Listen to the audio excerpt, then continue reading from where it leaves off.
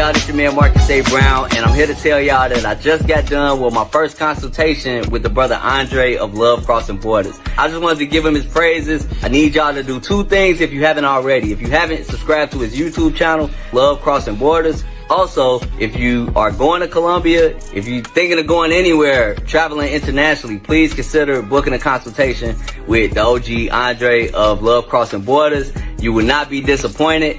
I'm a fan of the channel, so I booked a 2-hour session just to show support, just to show love and say what's up. He provided a wealth of information, way more than I was even expected. He has an excellent presentation. So I just wanted to let y'all know you will not be disappointed. Book the consultation, subscribe to the YouTube channel if you haven't already. Dre, man, I appreciate you. I will be out in Colombia in 2025 next year, and I look forward to linking up with you. And y'all, get in tune with him if you haven't already. Tell him MAB sent you. Peace.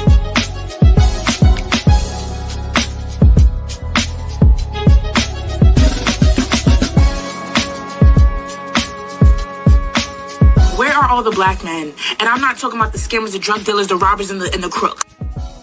Well, actually...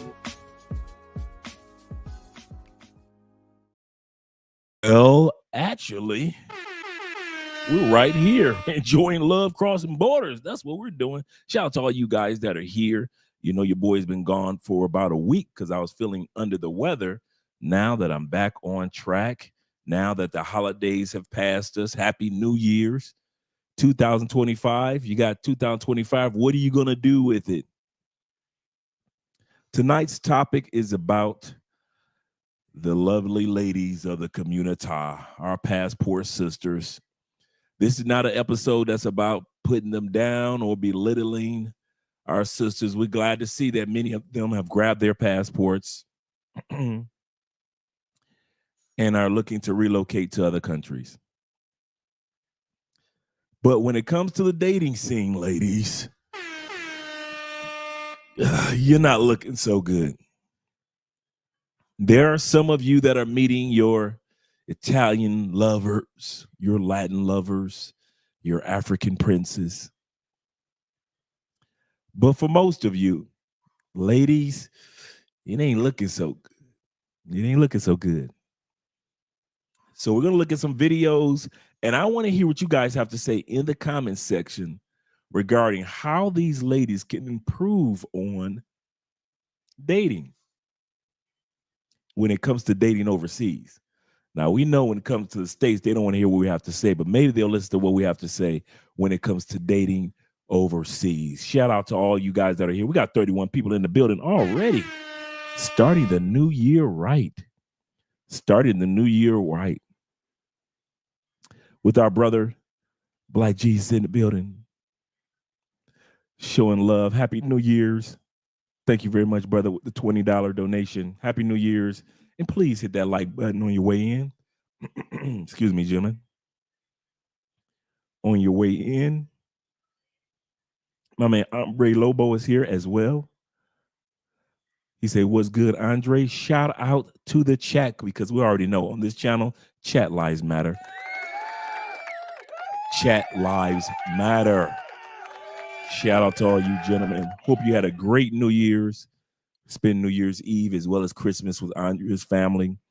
For those of you, just like many countries, Colombia celebrates Christmas on the 24th and not necessarily on the 25th.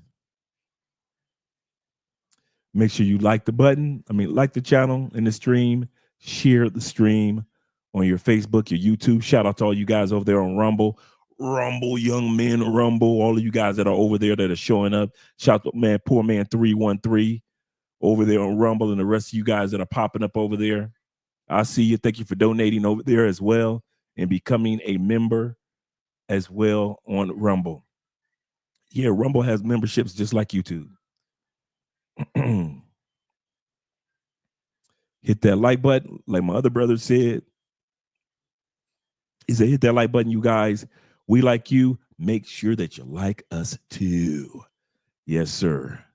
Once again, my brother, poor man 313.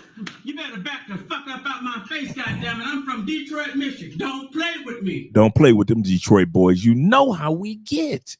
You know how we get. We don't know how to act. We do not know how to act in front of company. Shout out to you guys being here. Once again, this tonight's topic is about the lovely ladies of the community with their passport, the passport sisters crashing out in other countries. And I mean crashing out bad. Crashing out bad to where they're thinking that life and dating in the United States is far better than what they're experiencing in other countries. And then we're going to take a look at Black men going to those exact same countries. We're going to take a look at Black men, us, to see if, because the ladies are speaking in general. They're saying that racism is happening in general.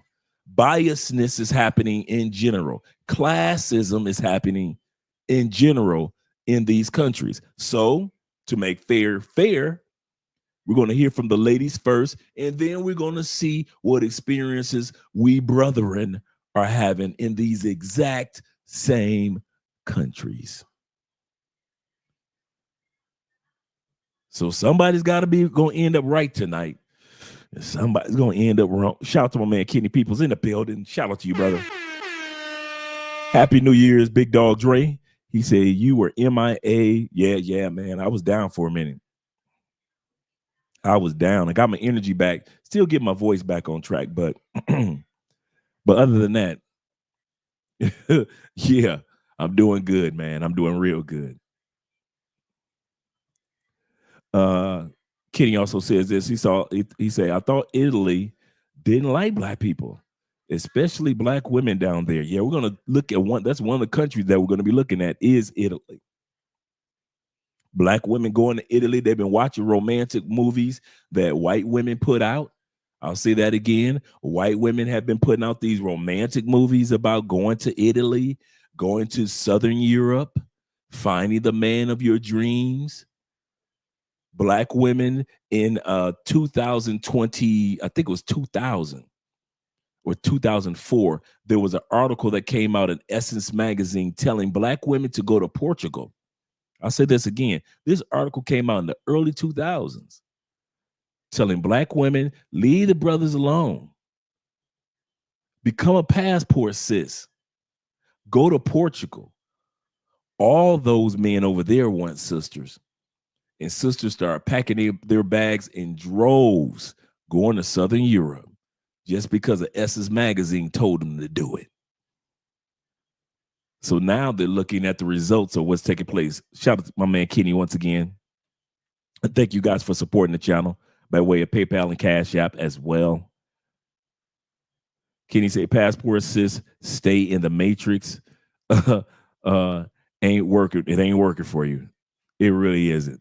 It's sad. Like I said, this is not an attack or anything against our sisters, because I want to hear what you guys have to say regarding recommendations. If you know a passport sis and she asked you, what could they do as passport sisters in other countries to get on track when it comes to the dating scene, what advice would you have for them? And I mean it. I'm going to read it tonight. I want to hear what advice you guys would have for passport sisters out there in the dating scene, because so far, since they've been going out there since the early 2000s, and they sat back and they watched the movie, how Stella got a groove back, how Angela Bassett went to the Bahamas, was doing pay for play. I'm gonna say that again. That movie is about pay for play. I don't know why guys kind of overlooked that part. Angela Bassett went to the Bahamas, met the dude that was working there, started buying him this, buying him that, had intimacy with him. Is that not pay for play when you exchange goods for intimacy? She took him here, took him there. He blew her back out. She brought him back to the States. Is that not more pay for play? That whole movie, how Stella got her groove back, is all about a woman doing pay for play. And so other women went down to the Bahamas and started doing pay for play ever since then. It ain't been looking good for you ladies. It really has not. I hate to say that, and that's why I'm talking as your brother. Maybe these brothers down here, such as Charles and T-Mac, Shout out to T-Mac. Got a chance to hang out with him over the past couple of days. Really good brother. Maybe these brothers can give you some recommendations because, ladies, you are looking horrible on your own. And I mean that. And I'm saying that as a brother that cares. You are looking horrible on your own in the dating scene. Yes, sir. We're going to have a great 2025. Yes, sir. We got a few books that are coming out. We got our courses coming out. I got some things that I'm dropping on the Patreon over the next week. We're going to start doing our Patreon lives this year. Man, it's this how good and excited I am about 2025. I am excited and nervous at the same time. You know, when God tells you to dream big, and then he says, now I need you to dream bigger than that. I know when my dreams are big when I start to get nervous about those dreams. So I'm excited and nervous at the same time. 2025 is going to be an amazing year for all of us. Believe you me. Good time in Cali for La Feria, the festival, the salsa festival that was here this past week. Yes, sir. Yes, sir. And the concert too. Shout out to my man Paper Route in the building. Shout out to you being here. And once again, all you guys over there on Rumble and Facebook, I see you, brothers. I see you. I see you. My man Tim Howard is here in the building representing the Howard family. So far, I haven't missed the gym this year. Ran across some of the Passport brothers in the gym yesterday. So shout out to all of us that are taking care of our health this year. T-Mac said, he said, no, one Colombian brother that has a track record of conquering foreign women. Yeah, man. Kid, boy, whew. I know I always got a story for something. Let me keep my mouth shut. I mean, Mad Max is in the building. We're about to get started with the videos in a second. Let you guys see what the ladies have to say. We got 65 people in the building. Click that like button, gentlemen. It's a new year. We like you. Make sure that you like us too. My man Tony Tone is in the building, ladies and gentlemen. Tony Tone. Shout out to Antonio. Happy New Year's to you as well as my man Mad Max. The Ohio players in the house. Shout out to you. He said, Ohio about to win the Rose Bowl. Man, I hate I missed that game too. Over Oregon. Yeah, I know that was a good one. Jay Anderson, the great of the Anderson family. Salute to the chat. Andre and Andrea love crossing borders. He said, I missed you, brother. No Diddy. I missed you guys as well. Seeing T-Mac and my man Terrell and all the other brothers. And I ran across, I'm walking in the mall, get ready to jizz. I'm heading to the men's room. I walk out and I run across one of my favorite brothers, Let's Learn Spanish, Domain. He was one of the original brothers that was down here in Cali when there wasn't no brothers from the States coming to Cali. Domain was down here. That brother was my inspiration for coming to Cali. A lot of you guys think it was Ace Live, but it was actually Ace's interview with Domain when he was living here in Cali. So I ran across Domain, got a chance to chop it up with him. So he's down here. So it was quite a few brothers that were down here. That really encouraged me, gentlemen. That really blessed my day to see you guys. It really did, especially meeting T-Mac for the first time. I think it was our first time, T-Mac. My man Meek, the Meek are loved. Man, I like that name. Shout out to you. Happy New Year's to you. Happy New Year's also. He say, like the live. Welcome back, OG. Yes, sir. Shout out to man No Limit ZV in the building as well. He say American women will soon realize the U.S. is the best place for them. That is the best advice that I have for them. When it comes to dating, I mean it, ladies, and I'm not hating. I'm not putting y'all down. I'm not saying you can't find love where you want to find love. But what I'm saying is because the dating arena for the last 6 million years has always the man being the pursuer, it'll be hard for you to find a pursuer that understands you like American men. See, we as men, since we're the pursuers, we can do like we've done historically, pursue the whole terrain of the planet. I'm going to say this again. We as men, historically, have pursued the whole terrain for the woman that we wanted. If you think I'm kidding, go to your Bible. If you think I'm kidding, if you think the passport bros has invented something that God didn't have already in plan in the works, go to your Bible. Look at Abraham's son, Isaac. What did Isaac do with Jacob? Isaac said, listen, Jacob, you old enough to have your family. It's your turn. But these women around here in this country, they ain't the ones. What did they tell him to do? He got a woman for his son from another country that was traditional, like the women in which Isaac was raised up in. When it was Jacob's time to do it for his son, what did he do? He sent for a woman from another location. He said, my daddy made me and the servant go out and find a good woman for me in another country. I'm going to do the same thing for my son. That's what Jacob did. We are not inventing anything new, gentlemen, when it comes to relationships, when it comes to quality women, even when it comes to you guys that are looking for women just to have fun and enjoy yourself. There's nothing wrong with that. You don't have to look for somebody that's always super serious and you're falling in love, you get married. You don't have to always do that. You may be a guy that's like, you know what? They got some fine pay for play in the United States, but it's too expensive. But then you go to other countries and you find pay for play. The women are just as beautiful and it's not expensive. So some of you just go and have fun in other countries. And some of us go and find that special person or persons. But for the ladies, yeah, you need to go ahead, backtrack back to the States with your tail between your legs.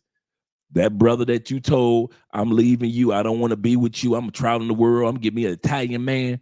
Ladies, you need to go back and apologize. I mean that. I'm serious. I'm not putting you down or anything. I'm telling you this out of love. These brothers are right. You need to go on back home. Settle on down with that one guy. Maybe he wants to travel with you now. But if you think that you're going to be going to all throughout Africa, you can't compete with African women in their own country.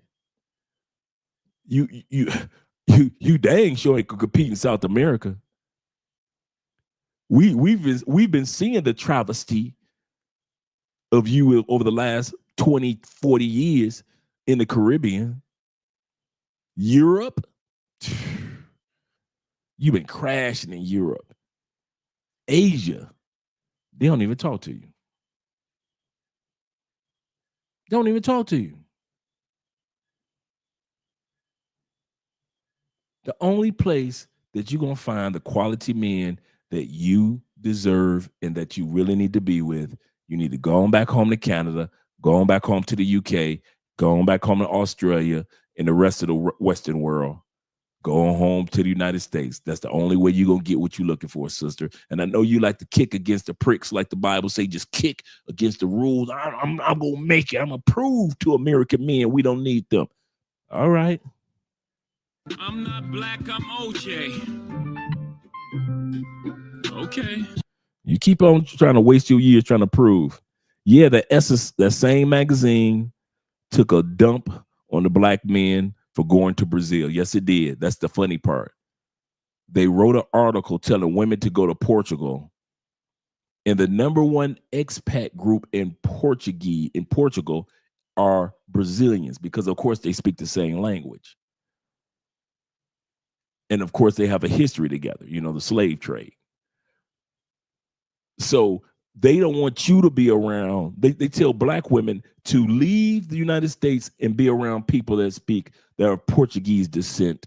But when you go to Brazil and you're around women that are of Portuguese descent, that same Essence magazine wrote an article, blame it on Rio. That's the name of the article. To tear you men down for how dare you do what we told the black women to do? How dare you follow what we were telling the women to do? Shout out to my man Preston in the building. Shout out to you. He said, I would not have any advice for them. He said, I doubt affiliate. He said, I don't affiliate with them. And they are not my sisters. I can relate to that statement because I often make that statement myself. I try to help the community, but the community does not want the help of us mere mortals. Meek says this. He said the black women have to realize that they have extreme competition because them Italian women and them Portuguese women are beautiful and are in shape. This is true, my friend. And I'm going to tell you something. Bruh. I've probably dealt with European women in the States from different walks of life.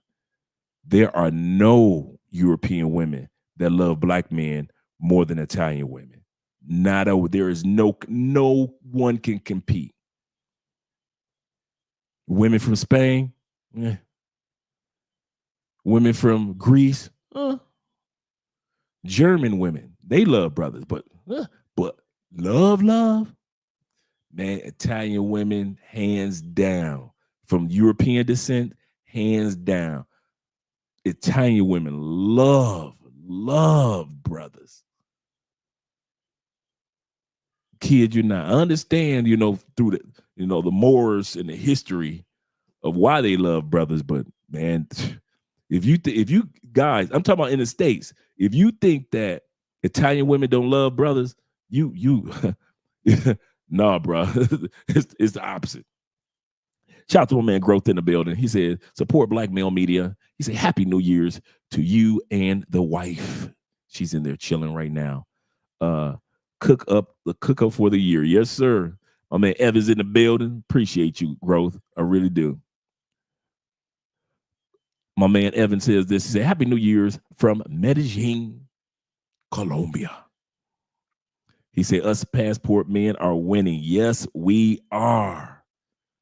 Yes, we are. I kid you not.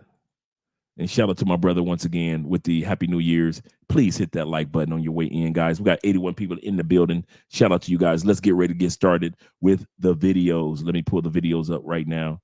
And guys, before we get started with that part, we're going to do a little in-house business real quick.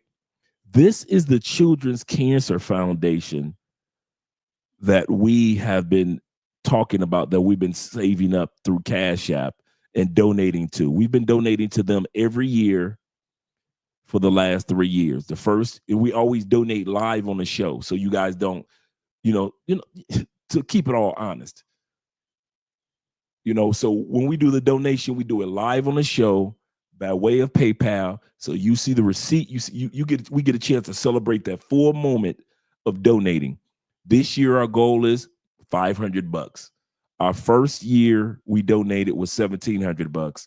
Our second year of donating, which was last year, we donated $4,300 to this cancer foundation. This year, the goal, simple, $500 is going to be going to the Children's Cancer Foundation. And what this foundation is, they are the version of the Ronald McDonald's house. And let me see if I can pull up the photos section, because they have a section with just pictures and photos and everything, let you see. And I'm going to drop the link. Actually, that's what I'll do. I'm going to drop the link, and it's here in Cali, Colombia. I'm going to drop the link so you guys can actually look at this as well. We've been donating to them and get emails from them throughout the year. Let's go here. Okay, we're at the beginning. Here we go. This is the website. Oh, they've got an app now. Okay, cool. They've got an app now. And this is like the Ronald McDonald House, that all these children are fighting cancer, and their families have come from all different parts of Colombia to get medical help.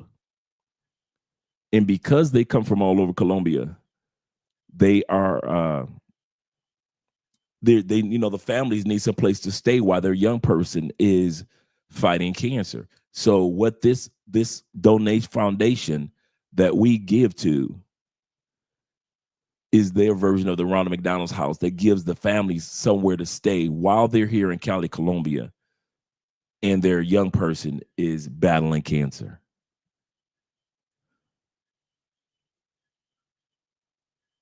Really, really love giving to them every year. Every year, approximately 400,000 children between the ages of 0 and 19 are diagnosed with cancer worldwide. And so I just sent you guys the link so you guys can check that out. I'm going to drop this link one more time. And they have a video in regards to some of the things that they do. So over the next few weeks, we're going to be showing this. Excuse me. Over the next few weeks, we're going to be showing this. So if you guys want to support by way of PayPal and Cash App, proceeds will be given towards the Children's Cancer Foundation.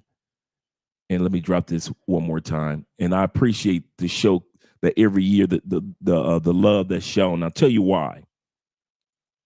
Because we want people to see us other than just expats or guys that come to party or guys that just come to take advantage of the women. There's more to us, especially us men that are upstanding men. There's more to us than just going to party or coming to countries to party. We also come to countries to help out as well. So shout out to all you guys. Shout out to my man Faulty in the building. Appreciate you, brother, for being here. He says this. He said, passport sisters are struggling because they go in with what they think is mentally of what they think passport bros are with that same mentality. Absolutely correct. The same mentality. They actually assume that I can do what you can do. And with that assumption, a lot of times they're wrong. A lot of times with that assumption, they're dead wrong when it comes to us. My man, Black Cleaner and Restorers in the building. Shout out to you. See, there are many passport sisters in Panama. That's true. Panama, old and young. Many of them low-key pay to date Fernando. They do that in DR. They do that here in Colombia. What? Man, these passport sisters are paying in Cartagena. Especially the ones that move to Cartagena. Oh, they are paying. Most Colombian dudes, they have the look. The Afro-Colombian population, they have the look that the sisters like. They have the look. They have the charisma. They're brothers. So they got the charisma, they got the look, they got the charm. What is the one thing that's missing?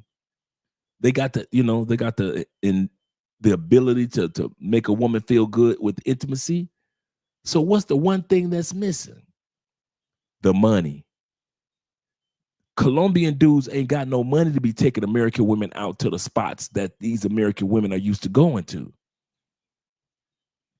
A date for an American woman is like half a month's pay to the average Afro-Colombian brother. And since these women know that, and they still want to go to these nice restaurants in Cartagena or in Cali or in Medellin, what do? They foot the bill. These sisters are paying. These dudes in Colombia these dudes ain't even think about no condoms like that. Who's paying for the condoms? The sisters. This ain't a put down. Once again, sisters, this is not a put down episode at all. This is just us talking reality of what we've noticed or what you ladies are doing when you come down here to these countries. He is absolutely correct. Low key paying for Fernando. Doing my part for the kids. God bless them. Yes, sir. Yes, sir. I remember when I was a kid, true story, I got hit by a car when I was 7 years old. I spent from the age of 7, like 7.5 to 11 years old in Children's Hospital in Detroit, Michigan. Remember back that time period, you know, technology and you know, we have the ability to rebuild him.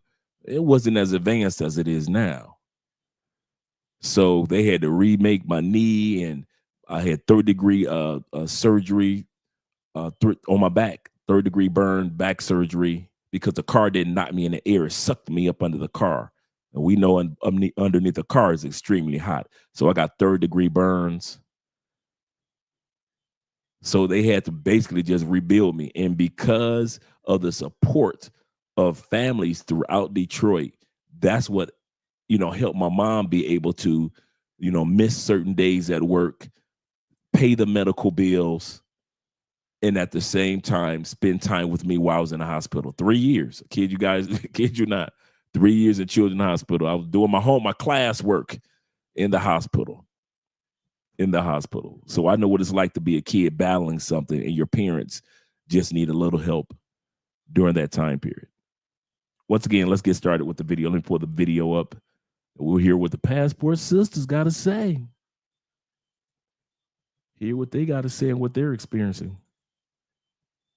Chat, having a conversation, normal conversation, and then it goes into the same thing that we talked about on the date that I thought was too much and too soon. I told him once more, if you want something casual, I am not the person. And by that time I felt like I was just being played for a fool. I get a message from Snapchat. I went to go check and I was shocked. But should I be shocked though? That's the question. Should I have been shocked? No, but I was. I checked my phone. He sent me nudes. In that moment, I felt just frustrated, like I could have slapped myself, because I kind of saw this coming. It's my fault though. So after that, I told him that, listen, it's clear that you don't want a relationship and this is a joke to you. And then I blocked him on Snapchat and I blocked him on Tinder, and I never saw him again. What's the moral of the story? Be careful out there, and what the fudge. I'm not surprised what happened.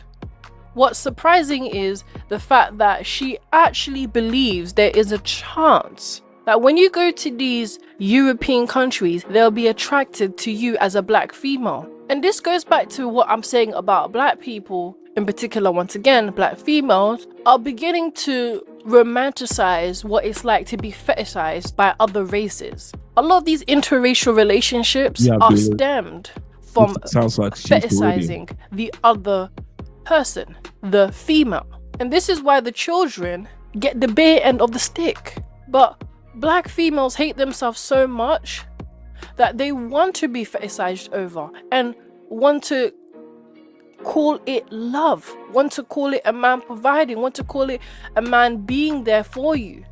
They see other black females with white men, Asian men, and think that that is something to aspire to be like, but they are just comfortable being fetishized in those relationships. And she's starting to witness it for herself in Norway, how she is truly seen, and the fact that she was still trying. Now realize this sister went from the Caribbeans to Norway. You talking about taking it to the extreme? Shout out to my brother Preston in the building. I'm going to drop you our email address real quick, Preston. That's our email address. Just shoot me an email. Somebody just hacked my Instagram about a few weeks ago. So now I've got to hire a specialist to get back into my Instagram. Yeah, somebody hacked it. But send me an email, and so we can get everything set up for you, brother. And anybody else that are interested, and you have any questions, just shoot me an email to schedule a consultation. I got you guys back. But yeah, this sister poor little tink tink. She went from the Caribbeans, where it's warm and comfortable, to the cold weather of Norway, and she ain't got nobody to cuddle up with. Poor baby. Let me get a shout outs real quick before we go back to the video. Shout out to my man Black Scorpion supporting the Children's Cancer Foundation with the $5 Cash App. Appreciate you, T-Mac, always showing the Bitcoin love. So if you guys want to show love by Cash App by way of Bitcoin as well, you can do that. We're doing the Bitcoin episode this up and coming Sunday. So I'm excited about that. The 2025, what's coming down the turnpike for Bitcoin, as well as other cryptocurrency. We're going to have some professionals show up and speak on this. Shout out to T-Mac. And shout out to T-Mac with the Happy New Year's $10 love. Show you guys showing the appreciation. Appreciate you, brothers. Let's get back to the video. Hype up black females to go to these countries and not feel a certain type of way and that there's a chance is a lie. You have to be realistic, especially to your audience. You have to be honest about the experience that you're feeling, because it actually contradicts the people that are actually from that country who are not even fully black, but they are also struggling. Meanwhile, you're a foreigner. There's a lot of dishonesty when it comes to these passport assists that travel to these countries and sell a lie to black females. Majority of black people, black females, want to go to these foreign countries where it's predominantly an opposite race, and somehow majority think that you're all gonna find someone. It's absurd. The fact that a majority of black females think that they're gonna go to these predominantly white countries, Asian countries, and you're all going to find someone, that's not going to happen. Before we go any further, shout out to my man Evan, showing some love. Evan says they can never do what we do. And that's an excellent point right there. If you had ended it right there, that speaks volumes. He said that the answer to their problem is in the mirror. That's another bars. Gentlemen, we will always have the last laugh. Always. We are in control now, and they don't like it. They do not like the fact that we are in control now. We're the aliens that have come from outer space. Take me to your leader. Now we're taking over the planet. That's us. And they don't like it. So they think that, and I think one of the problems is this, gentlemen. They think that we make it look so easy to find love in other countries that it can be just as easy for them. They see when we post wedding photos and anniversary photos, or some of you guys got your 2 girlfriends or even your 2 ladies of the night. Some of you guys have those ladies. They see when we post those. They see when we post when we have our little lady friend that's cooking for us.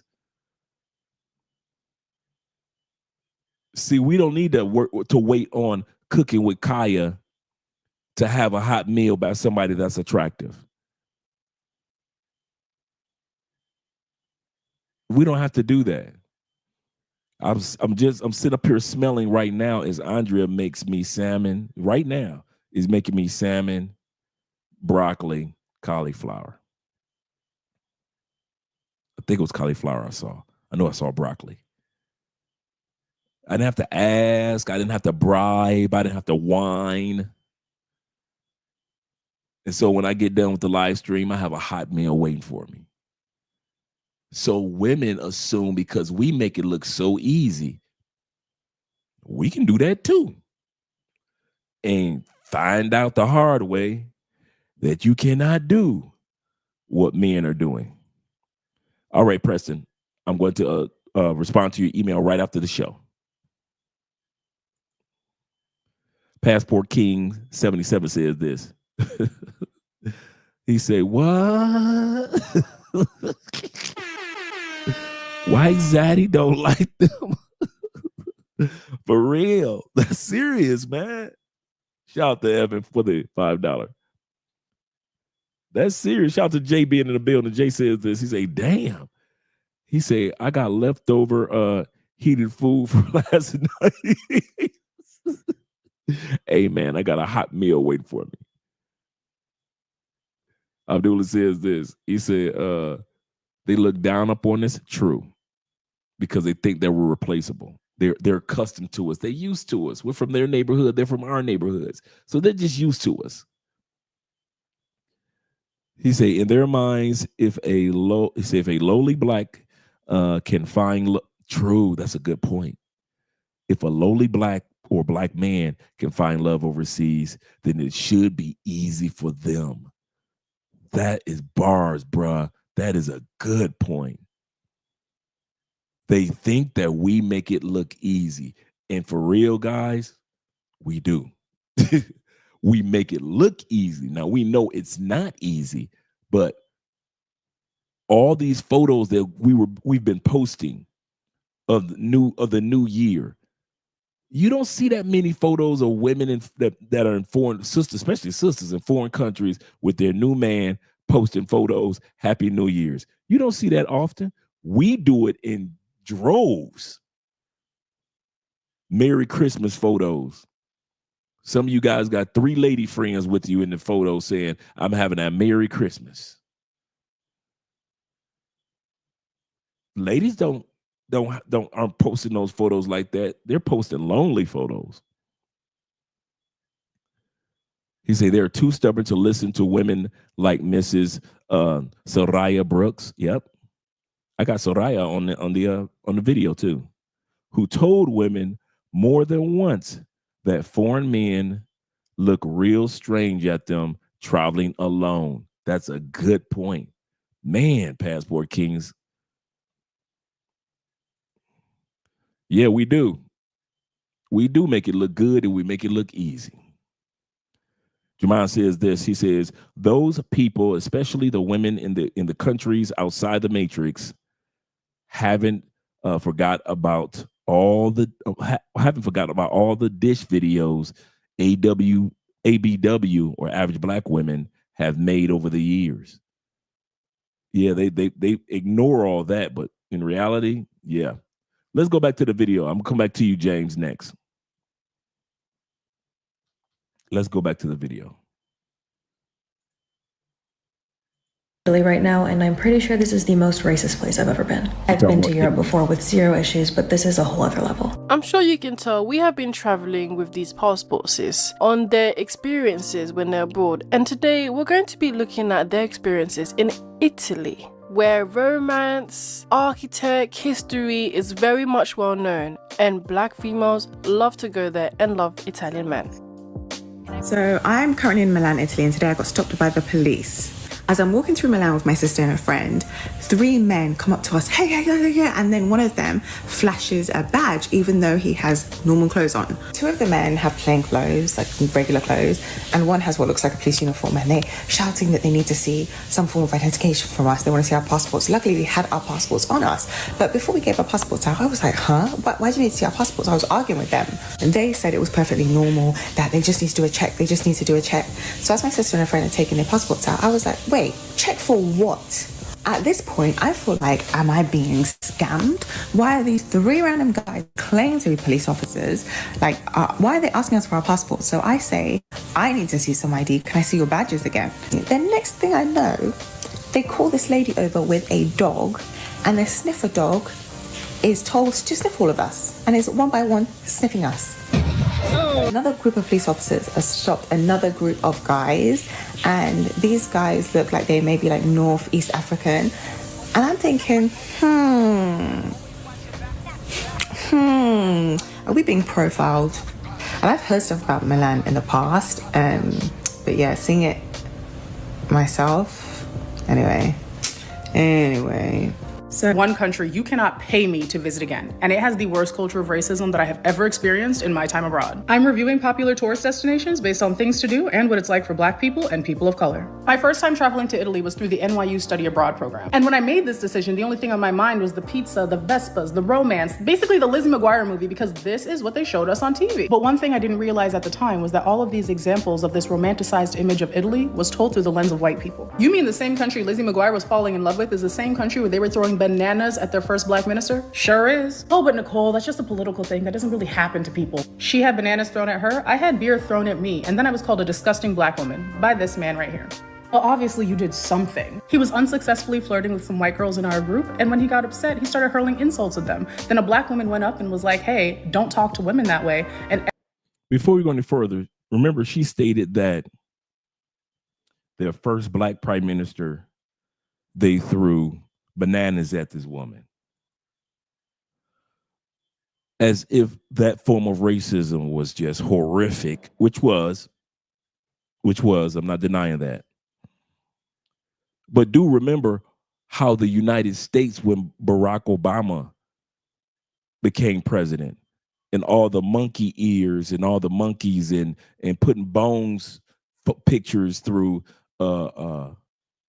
Michelle's nose and trying to make it seem like she was from some distant tribe. All those photos that was out. What's my point? Either country was wrong. So to try to sit back and pretend like Italy's racism, oh my God, they threw bananas. But look at what Barack went through, like his the first year and a half, 2 years, and then the second administration, he couldn't get anything passed through the Senate or the House. My point is that a lot of times when women, sisters, when you go to these other countries, you're amplifying racism. Does racism occur in many countries? Yes. But how you're amplifying it as if it doesn't occur, that same level doesn't occur back home in the States, there you're wrong. That same level occurs in the United States. You just didn't expect it to happen outside the United States. You didn't expect to be stopped by the police, did you?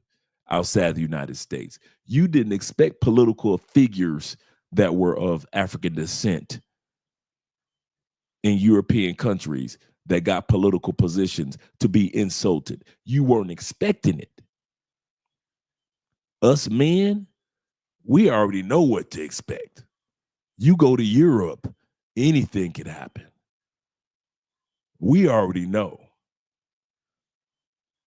So for these moments to be sold as if, oh my God, I can't believe it.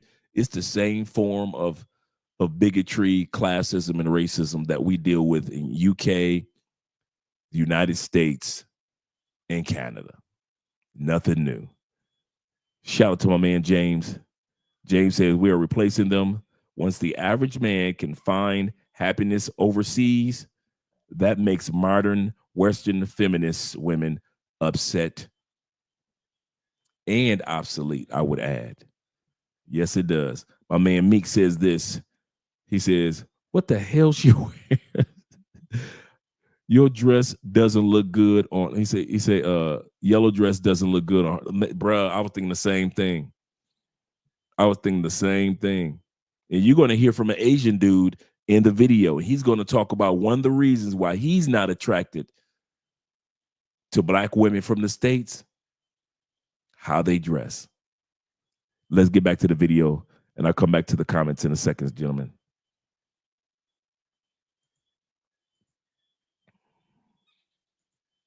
Everyone on the beach just stood there as he manhandled her. So when I went up to defend her, punched him in his arm so he would let her go. Now, notice this. She's saying this is a racial issue on this beach. She said that this one guy was trying to talk to a bunch of women, and one of the women rejected him, and the guy got irate. And so a black woman on the beach walked up to him and said, you shouldn't be putting your hands on no woman. So he started to tell her about herself and manhandle her like he was manhandling the white girls who rejected him. Then here she come, Miss Glasses, in another country, got her nose in somebody else's business. Two sisters, the original sister who's getting manhandled and this sister, both of them sticking their nose in the business of a white dude that's yelling at white women that had rejected him. That wasn't none of them sisters' business. You are in another country. You don't know what the cultures or customs are in that country. So she said she went over and hit the dude in his arm. Who could have got arrested? The white man that was yelling, or this sister right here with the glasses that walked over to him, hit him in his arm? We're going to go back to that. Hit him in his arm. but she wants to call this story, this was racism. When it's two black women dipping their nose in white folks' business. We don't like white people sticking their nose in our business. Guess what, black folks? Sometimes we need to sit our butt down and let white people have their business too. I want to backtrack this just a little bit, let you guys see this. Because this is what they showed us on TV. But one thing I didn't realize at the time was that all of these examples of this romanticized image of Italy was told through the lens of white people. You mean the same country Lizzie McGuire was falling in love with is the same country where they were throwing bananas at their first black minister? Sure is. Oh, but Nicole, that's just a political thing. That doesn't really happen to people. She had bananas thrown at her. I had beer thrown at me. And then I was called a disgusting black woman by this man right here. Well, obviously you did something. He was unsuccessfully flirting with some white girls in our group, and when he got upset, he started hurling insults at them. Then a black woman went up and was like, hey, don't talk to women that way, and everyone on the beach just stood there as he manhandled her. So when I went up to defend her, punched him in his arm so he would let her go, he threw beer on us and called us disgusting black women, even though we had nothing to do with why he was rejected. The most consistent thing I found when it comes to these passport sis when they travel to European or Asian countries is they come across loads of violence. Don't let that slide by. She said the most consistent thing, and I've noticed this from watching these videos over the last couple of years, there's always some type of physical or verbal violence that takes place with a lot of sisters going over to Europe. Come across very aggressive situations and people insulting them in different types of ways. And I think this is something that they don't really talk about. How a lot of these black females that are traveling, how safe are you to actually travel as an individual? Whether you're in groups or by yourself, you are still just females and actually aren't capable of protecting yourself, unlike a man can and would do. But because black females, they're very hard-headed and do not want to listen to anyone, what's happening is they're experiencing violence, not just on a verbal level, but even in a physical level. And they will say, well, not all of us experience this. Even under the comments, not all Americans are experiencing this. It's only Africans, only black Brits. But what you're doing is you're undermining all of their experiences and making it more dangerous for them to even travel to these countries by not telling them the truth about what is happening. It doesn't matter where they are from. They're always going to be profiled because they're black. The racism in this country is on another level, like the microaggression, because a lot of them will not outwardly be racist to you, but when you get stared at as if you are literally like an exhibition. Before she goes any further, would you stare at this woman if you saw her and you had rarely, if ever, seen a black person? Wouldn't you stare at this black chocolate sister with blonde hair as if she was a European in Europe? Would you not stare? I know I would be staring. I'd be one staring. Dude, I stare. Well, listen, I'm from the States. And sisters, I'm talking to you. I stare at you when you got purple in your hair, baby blue in your head, when you got raspberry in your head, when you got blonde in your head. I'm staring. Don't think that we don't stare like what the hell is on your mind when you thought about putting that in your head. And if you are a chocolate sister with European hair color, and it's one thing for us to stare at you while you in the States or in the Caribbean or in Africa. It's another thing to literally be in Europe trying to imitate European features and expect Europeans not to stare. But you want to call it racism. Okay, what is it called when we brothers stare at you then? Because we staring. If you women think that we're looking at you with all them crazy ass hair colors in your hair and we observing or we're appreciating, we're not.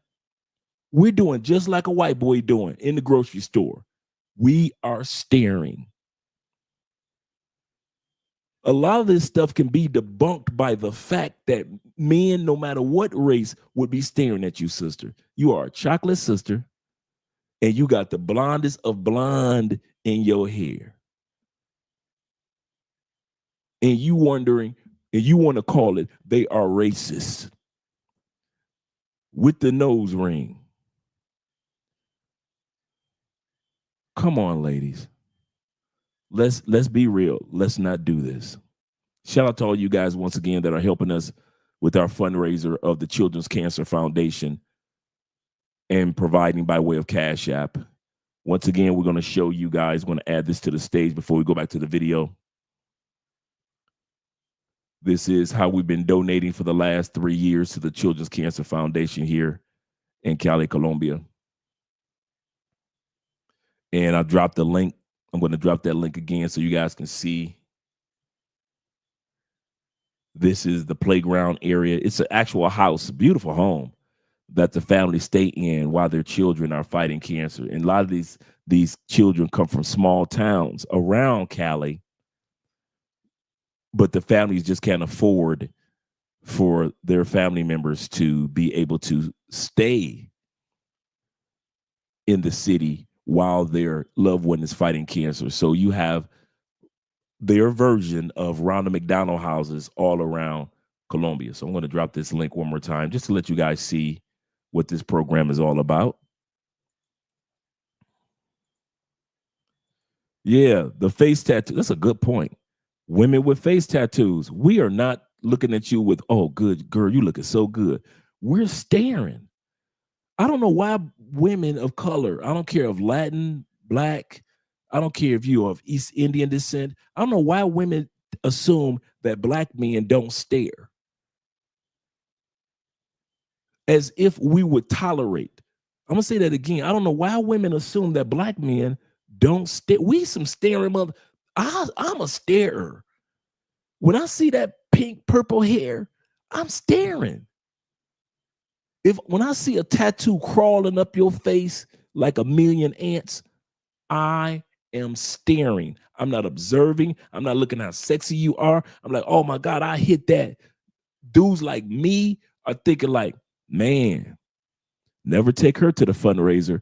I could take her to a bar, get her drunk and smash her. I'll never put a ring on that finger. Most dudes, there's a small pool of men, yes, that like women that are super tatted. I got you. I ain't talking about you guys. I'm talking about us mere mortals, us regular humans. Black ladies, hear me out. Black men stare too. Don't think it's just white boys staring at you and it's racial. We staring at you too. We looking at you like, what the hell was on your mind too? What were you thinking that day too? Which one of your girlfriends or your gay friends co-signed that outfit you got on? We stare just as much as white boys. So if y'all think Black men don't stare, get that out your mind. Shout out to my man Bobby Coltrane in the building of the Coltrane family. My man Bobby. We do stare. He said, talking to a few Colombian. Were you talking about Colombia in South Carolina or in Pennsylvania? Because Colombia here is spelled with 2 O's, no U. He said, I hope to travel later this year. Hope that you make it down here too, brother. I really do, James. You'll love it. Passport King says this. He said, I won't stare. He said, but I notice and I avoid. This is true. He said, I give wide space and want nothing to do with those clown colored chicks. Absolutely correct. Looking like they're straight from Ringling Brothers. Yes, sir. Via Cash App. Via the Cash App. And this will be our 3rd year donating to them. Oh, the spell check. Yeah. You know, I noticed that. I got you, brother. Let's go back to the video real quick, guys.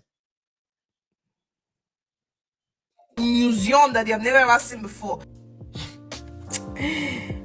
Before you even think of coming to this country for visit as a Black person, make sure you prepare yourself. Clutch your pearls, because the shit that people will say to you, the shit that this white people will say to you, they don't get a fuck what they will say to you. I was again in the business class section, had a nice area where I can sit, and this was a longer train, so I had like a table and I had like my things on the table. The person next to me had their things on the table. It was like a woman that was with her husband, and when I came into the train, they were there first. She just gave me like the most evil stare. I mean, I just walked on the train, put my things down on the table. She gave me the most evil stare. She was sitting like across from me on the table and like moved all her things. She started speaking. I don't know what language she was speaking, but I didn't understand her. And she was telling her husband something, and they just looked at me, and then she just stared at me literally for like the whole entire 5-hour train ride. There was definitely a lot of like microaggressions, like people just like walking by, not saying excuse me, like bumping into me, just totally acting like I didn't exist. Happened to my friend too. The dirty looks, you know, consistently. You can just kind of tell you didn't feel that welcomed in that country, in Italy at all. That's how I felt. Rome, Italy right now, and I'm pretty sure this is the most racist place I've ever. Now realize she said she was on the train. She said that she was on. Thank you very much, James. And thank you very much for the $2 donation for the Children's Cancer Foundation. Appreciate you, brother. She said that she was on the train and that a woman stared at her. An Italian woman stared at her. Like I said, if you go to countries where there are very few people of African descent, you're going to get stared at. But these women are assuming that they stared and they were talking about me.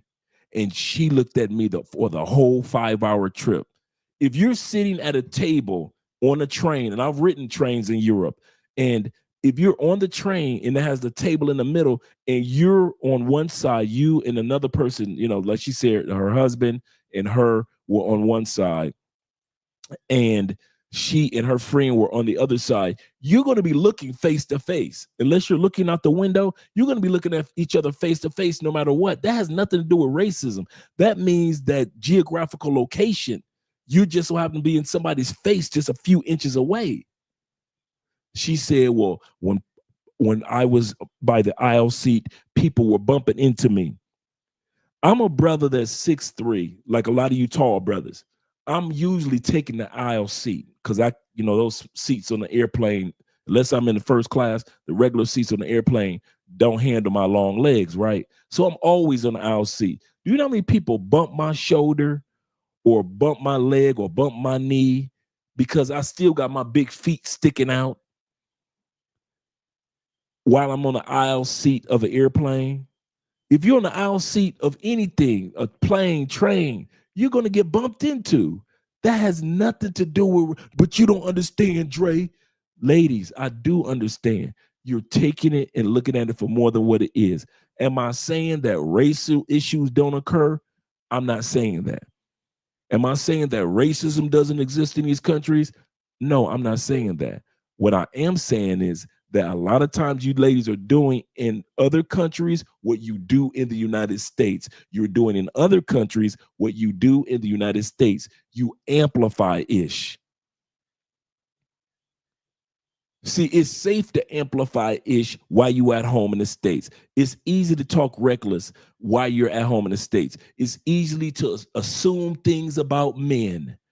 Men hate women. When was the last time you saw a video that came out where men said we hated women? Black men don't like black women.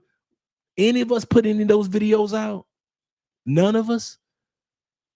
So these women are safe in the States to assume that black men don't like black women. I'm just using an example.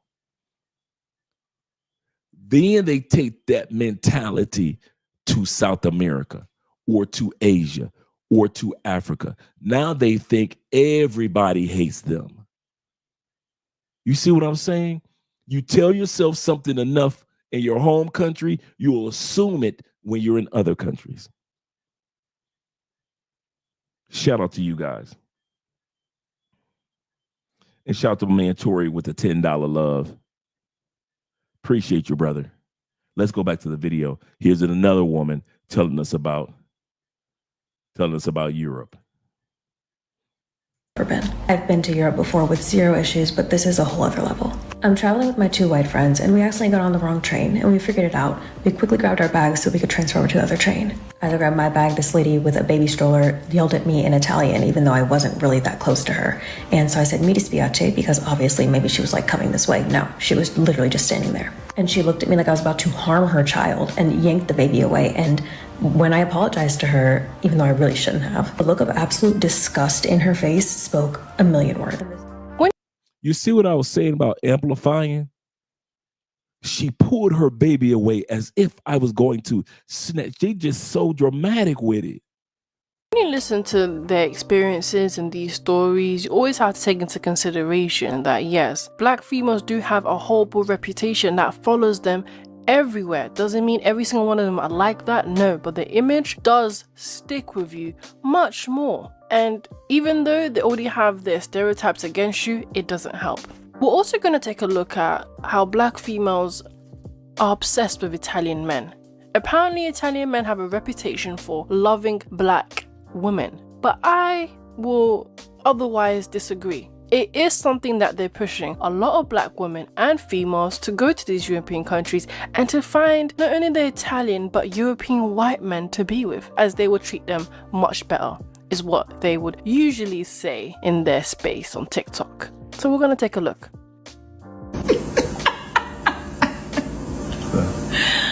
I'm Marlena. I'm Tommaso. I'm from Virginia Beach, Virginia. I'm from Florence, Italy. We live here in Miami, Florida. We met on Bumble here in Miami. So, thank you, Bumble. Thanks, Bumble. Or is it easier for maybe the men with a woman who's Italian, or is it easier for the woman not to be Italian? It would be much easier for a black woman who is on the arm of Franco in Jersey than a black man to come in and date Franco's sister. Really? Oh, yes.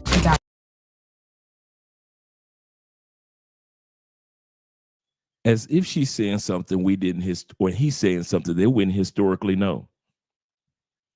The two number one, and I have to disagree with our brother Malcolm in regards to this. I mean, Martin in regards to this. When I think Malcolm said that the black woman is the most unprotected person in America. Not true.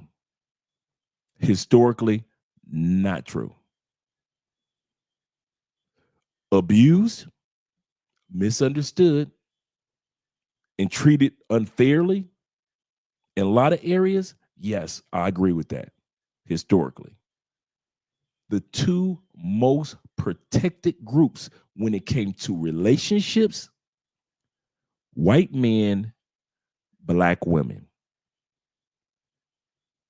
That's why it's so much easier for you to turn your television on in the past and see a black man with a white woman as if he pursued her than to sit back and see a white woman who actually showed true loving interest in a black man first. You rarely see that on television. I'll say that again. You rarely see a news headline, a comedy skit on a comedy show or reality show where, okay, let me ask you this. When was the last time you saw any type of television show? I don't care if it was PBS. I don't care if it was mainstream television or cable television. Have you ever seen one character that said, of a white woman that said, I like black men? Ever. I've never seen that on television. They always show it as if, and I'm making a point, they always show it, the narrative, as if the black men who are with white women or the white women that are with black men, the black men pursue me. The OJ pursued me. The Kanye West pursued me. But you've never seen a character on television and she was with her white friends like Sex in the City and she said, I'm sorry, I only date black men. You've never seen one out of the hundreds and thousands of movies that have come out.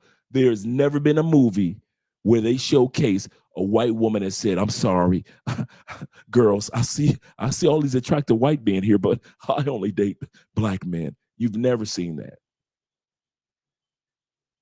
Society is not ready to accept white women pursuing black men. Let's put the shoe on the other foot. Once again, the two most protected groups are white men and black women when it comes to relationships. If a white man got a black woman on his arm, she's protected because of the social, or the, let's put it like this, the colonial hierarchy that's been created. So that's why you always see on television the white man pursuing black women. But notice, once again, you will see plenty of television shows and movies where black women say, "Well, I'm only interested in white men." There are plenty movie characters that I've seen, or television skits or movie dramas, where the black woman has no problem with letting the world know that I prefer a white man. But you will not find one where a white woman said, "I prefer a black man." What's my point in saying all that? Just like the brother said earlier, ladies, the best country for black women to date, the United States. But I got you. I hear you. I hear everything every gripe that you want to have. But the truth of the matter remains, the best place for you ladies is back home in the US of A. Notice they showed an Italian dude on the video a few seconds ago. Where was that Italian dude living? The one that was with the sister? Let's go back to that video, that part of the video. They were living in Miami. This couple right here, not this couple here, but this couple here. This couple is in Miami. This Italian dude in Miami and a black woman from Virginia. Remember what I just said? Ladies, the best place for you to date and find your good old-fashioned white man in the States. The best place for you to date, ladies, to find you a good old-fashioned brother is in the States. But you ladies keep on watching these movies and seeing all these anomalies that's taking place, a very few, even in the States. I just looked it up. What percent of black women are married to white men? The percentage is 4.6% are married to white men. 4.6%. It's not that gigantic pool of white men and black women that are married in the United States. It's not. Among black men, it's 11% black men that are married to white women. 7% of black men are married to Latin women. 3% of black men are married to Asian women. But this idea of trying to, absolutely correct. Thank you very much, Passport King. Yep. 5% is like what I got was 4.6%. Yep. Rounded up 5%. So this idea that women are trying to sell on social media, this is why women are crashing out in Europe. This is why sisters are crashing out, because they're not looking up the statistics. They're not listening to Media Man. Shout out to Media Man. They're not looking at the statistics. Therefore, they're going off of this pie in the sky idea that Essence tried to sell them, and they're ending up crashing out. Let's go back to the video and let's watch more of these sisters that are crashing out in foreign countries. I'm from Florence, Italy. We live here in Miami, Florida. We met on Bumble here in Miami. So, thank you, Bumble. Thanks, Bumble. Or is it easier for maybe the men with a woman who's Italian, or is it easier for the woman not to be Italian? It would be much easier for a black woman who is on the arm of Franco in Jersey than a black man to come in and date Franco's sister. Really? Oh, yes. Guys, Italian men love black women, and I can officially confirm. Okay, one, my boyfriend is part Italian, and two, this guy in the gym, this old Italian guy, literally came up to my boyfriend in the gym talking about, "You're so lucky to have your girlfriend, she's so beautiful, da da da da." Then my boyfriend literally went to play basketball in the gym, and sir comes up to me. He comes up to me, he's like, "Oh, I was talking to your boyfriend, did he tell you? You're so beautiful, he's lucky to have you. Don't let any boy in your life unless it's a good one." Like, Dad? A lot of black females romanticize this idea of being with white European men, although they are being bamboozled when they get into these relationships, situationships, and going on these multiple dates and giving away their bodies. And all that is happening is they're being used or abused in these relationships and even on their travels. And we're gonna listen to a few black females explain themselves what that is like. Deal why a lot of American women think that Italian men are just amazing. And you know, it has very little to do with Italian men at all. A lot of times because of the reputation that Italy has as a country and the expectations that women have from coming here. I don't know if it's because of eat, pray, love and all that shit, but whatever it is, women embody themselves more. Like more as women than they feel like they can do in the United States. And because they get male attention, that validates, I'm finally being appreciated as a woman. Like they feel sexier in themselves. And if you're male-centered and male validation is what you think validates you, then Italy is the place for you. Now you're going to get a lot of attention. Doesn't mean that you are actually going to get the respect and the relationships that you want, because that's a whole nother fucking story.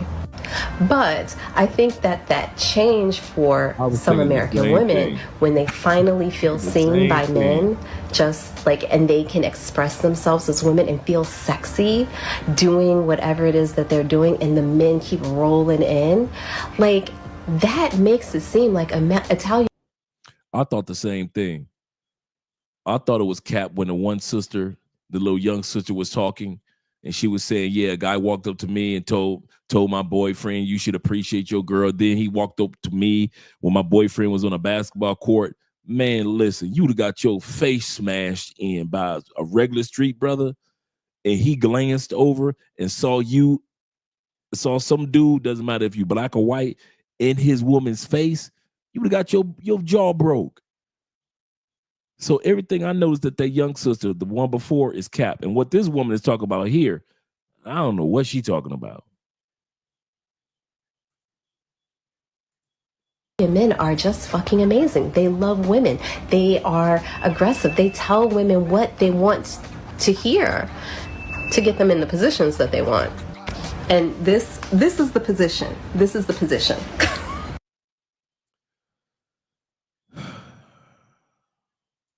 Just like, and they can express themselves as women and feel sexy doing whatever it is that they're doing, and the men keep rolling in, like that makes it seem like Italian men are just fucking amazing. They love women. They are aggressive. They tell women what they want to hear to get them in the positions that they want. And this is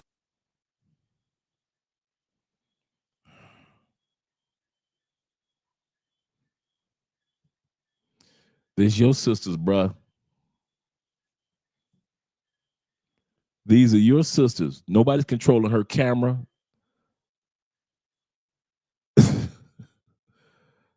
She's in Europe. Nobody's controlling her leg, her behavior. And they wonder why you guys are getting passports and moving on. Okay. The position. This is the position. So many women, American women, do not feel like they can express themselves as women and have men appreciated in the United States. All right, so this is something that I find a lot of people actually have happen when they move with Italians, when they're dating Italians, and which is that Italians make their culture, their background, the superior one, and everything that you do about your culture is the wrong one. It's backwards. It's not right. They want to make jokes about it. But there is a fine line between making jokes and being disrespectful. Are they disrespecting you and your culture and the things that make you who you are? And with that, you have to make that a main priority with your partner, just like they make it a main priority. Italians make things that are Italian a main priority no matter where they are. When we are in Italy, everything has to be the way that it is because we're in Italy. When we're not in Italy, everything has to go the way that Italians do it because they're Italian. There is no winning. And so who else does that? You see how she tried to make this a race thing? Oh, Italians, they're so controlling, blah, blah, blah, blah, right? Who else does this? Americans. Everywhere we go, we putting our foot down. We could be in another culture. We could be in the middle of the Amazon jungle. We gonna teach the Amazonians how to make some French toast and barbecue chicken. We will be in the middle of Mozambique. We could be in the middle of the Congo.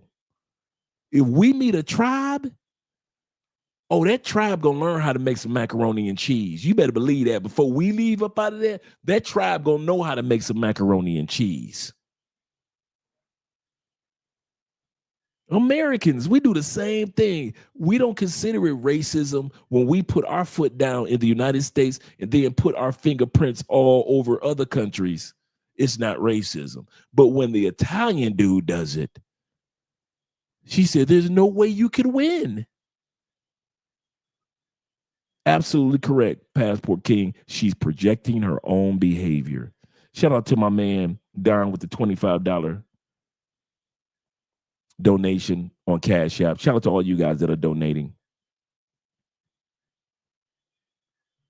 You see how these women are taking stuff and dramatizing and amplifying it. Ladies, I'm going to say this to you. You making it harder than what it really is. Like we said, we all know that there is a form of racism no matter where you go in the world, whether you receiving it or whether you giving it. Because I'm going to say this again. Let's not pretend that us Black people or Latin people, we don't have biases too.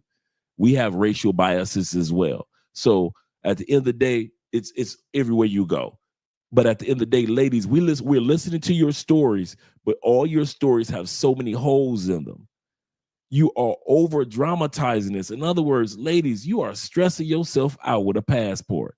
It is not as hard as ladies are making it seem. And like I said, before we get done with this live stream, we're going to look at the videos of all the Black men that are going to these exact same countries, and let's see what's happening with the average everyday Black man when he goes to these countries. But let's continue on with the video.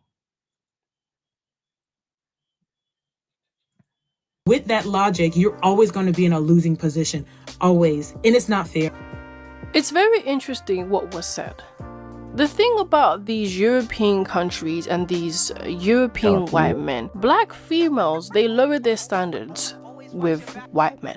They have higher expectations and higher standards for Black men. Meanwhile, they're doing the same thing to you that you are running away from in America, in the UK, in Canada, wherever Black females are staying or abiding, and when they go to these countries, they're actually treated the same, but it feels different. Why? Because the countries are more traditional, and Italy is a great example for that. Is that when they're going on these dates and when they're going to these places, it's a beautiful country, beautiful scenery. You will actually believe that he has put an effort into organizing this date, but he hasn't done any of that. It's what they do. It's a very traditional country. It's very traditional ways. They're very traditional people. And all they're doing is trying to take your panties off. Nothing more, nothing less. And a lot of black females will think that it's actually going somewhere. And they will listen to these other interracial relationships as if any of you even have the same chances as those small few that are in those relationships. And another thing to point out, how it was the white man and the black female who was talking about how it's much more easier for a Franco, which is an Italian guy, to be with a black woman than a black man to be with an Italian woman. Why is that? Because it tells you that she is more traditional. She's not as easy as black females, but you will take that as a compliment. He's telling you to your face you're very easy, and it's much more easier for them to have access to you than it is for any other men to have access to their women, because they're loyal to their own kind, they're much more traditional, and they're not willing to allow anyone else who isn't a Franco in their lives, because they understand what is important when it comes to their wealth, their tradition, and their countries. That's why they don't welcome black females. They don't want you guys to come in with whatever you have in your community, in your culture, in your food, in their land. And too many times, and this is why it's happening more and more. This is why black females are getting to this predicament more and more, because they're pushing this narrative that it's safe for you guys to go and move and date and experience it. But it's actually far from that. And just because a few people didn't experience racism doesn't mean majority aren't. And these are only just the ones that are talking about it. There are plenty more that don't talk about it. There are plenty more that actually live in that country and are experiencing it for themselves. So I'm just saying we have to just be quite clear what is happening. And a lot of times you females are going to be treated the exact same way that you was treated in wherever you were staying first, whether it be Britain, America, Canada, Caribbean, Africa. You will be treated the same way because you are no different, and they won't see you any different either. Then I see him go. Before this young lady speaks, everything that this other young lady said is just 1% correct. What do we always say to each other, gentlemen? The person who you are in the States is going to follow you to no matter what country you go to. We say that to each other as men all the time. The personality, the type of women that you like, all that's going to follow you. We say that with ease as men. But when it comes to women, they assume that the behavior that they have presented, not all women, but many women, enough to recognize the behavior in which they presented back home in Canada will be tolerated in Japan, will be tolerated in Italy, Spain, parts of the 54 countries of Africa, parts of South America, Central America. They actually believe that it's all about it. That's just showing this whole thing is not about, once again, them not showing accountability. I'll say this again. Once again, this is about them not showing accountability. They actually believe that as long as they change the geographical location in which they are, that they could use that same behavior, but yet get different results. Well, if we can't do that as men and expect different results, ladies, you can't do that either. You have to adapt to the culture, adapt to the country, adapt to the language. I give you a perfect example. We were having dinner, New Year's Eve dinner yesterday, and Andrea's family, I eat on basically seafoods and then my fruits and vegetables. So they made me really nice seafood, very, very nice meal. But the rest of them had beef, right? And it was very well made and everything from what I could see. And then they pulled out a sauce and poured it on the beef, on the barbecue. It wasn't barbecue sauce that I was accustomed to. Yes, it was, Andrea. Andrea just said it was pineapple. I have never seen pineapple barbecue sauce a day in my life. And it was sauce, just like our burgundy barbecue sauce. That's basically ketchup and brown sugar, but theirs was the same color as pineapple, but it was a sauce that you put on your meat. Well, guess what? If you're not from certain parts of the world, you wouldn't know there was pineapple barbecue sauce out there. And for what I saw, it looked good. And they were like, Dre, this is not for fish. Okay, this is not made for fish. Yeah, we're used to the Sweet Baby Ray barbecue sauce. Yes, sir. So that just goes to show you that adaptation has to take place with something just as simple as barbecue sauce. A lot of guys come here, you wonder when you go to restaurants, you see them making barbecue, but you're like, where can I get some barbecue sauce? Or barbecue with barbecue sauce on it in South America. Well, normally in South America, they don't put the sauce on the barbecue chicken or the pork or the ribs or the beef, in other words, to where we lather it. You have to be ready to adapt. Men have no problem with adaptation. But it looks like these women, like the one woman that was on the beach and got cussed out, she thought she could take that American feminism to another country, be on the beach, the one sister that had the glasses, take that American feminism to another country, think that she could put her hands on that man who was on that beach, and she got cussed out. And now he's the racist. He's the one that was wrong. When he was in the middle of a conversation with white women that had nothing to do with the two black women that stuck their nose, what they do in the United States, stick their nose in other people's business. You take that behavior to Europe, and now you expect European men not to respond because American men, we're so used to women and their behavior to where we kind of like, it is what it is. Yes, dear. But European men aren't about to tolerate it. And now you mad because he took his beer and threw it in your face. It told you to get your black ass out my face. And my conversation. Now he's a racist. Okay. I'm not black, I'm OJ. Okay. Stone me if you must, but point out where I lie. Stone me if you must, but point out where I lie. Let's go back to the video, gentlemen.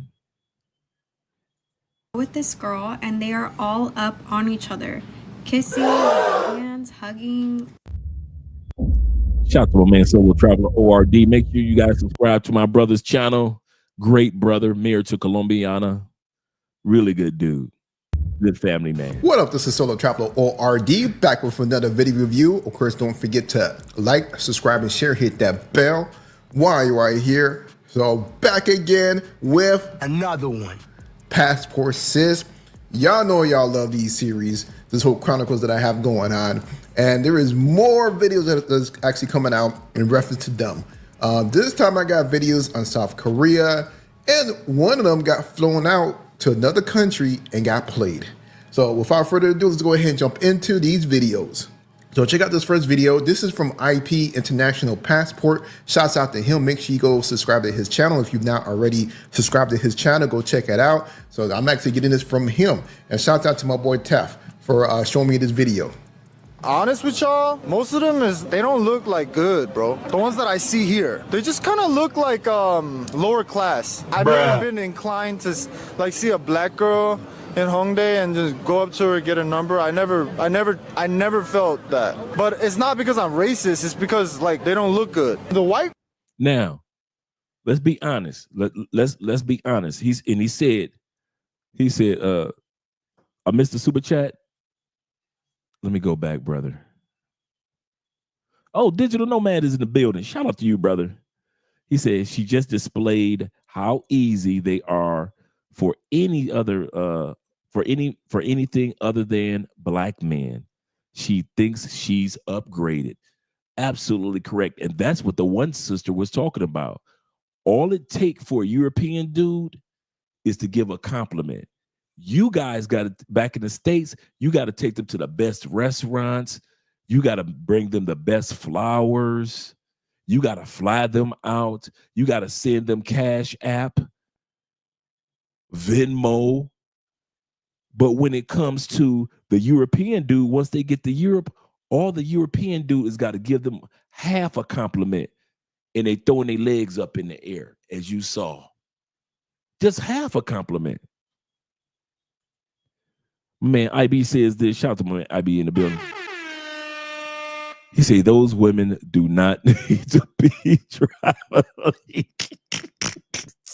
Preach. And my man Evan says this. He said they could never do what we do. He said this earlier. He said the answer to their problem is in the mirror. He said, gentlemen, we will always have the last laugh, and we are in control now.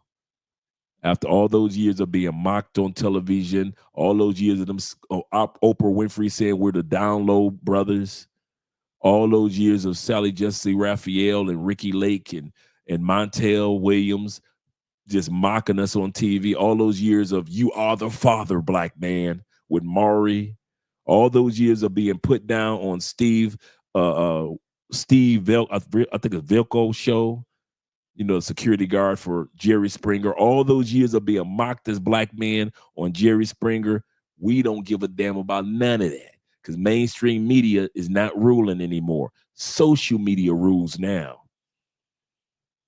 I can't even remember the last time I watched a television show, a whole television series on CBS, ABC, NBC. I can't remember the last time like it was a Cosby show that came out and I've been watching it for 4 years. I can't remember the last time I watched one of those. Even before I left the States. Social media rules and reigns right now. Not even cable television. So this brother is absolutely correct. We are in control now, and they detest it. And I'll tell you why. You ready? You want to know the number one reason why women, especially women of color, are pissed at you for having passports? What's the one thing that all women crave and are addicted to? Attention. Number one drug of choice around the world has always been attention. I don't care if you give her negative attention or positive attention. I don't care if it's flowers, cards, and candies. I don't care if in some women's cases, I don't care if it's arguments.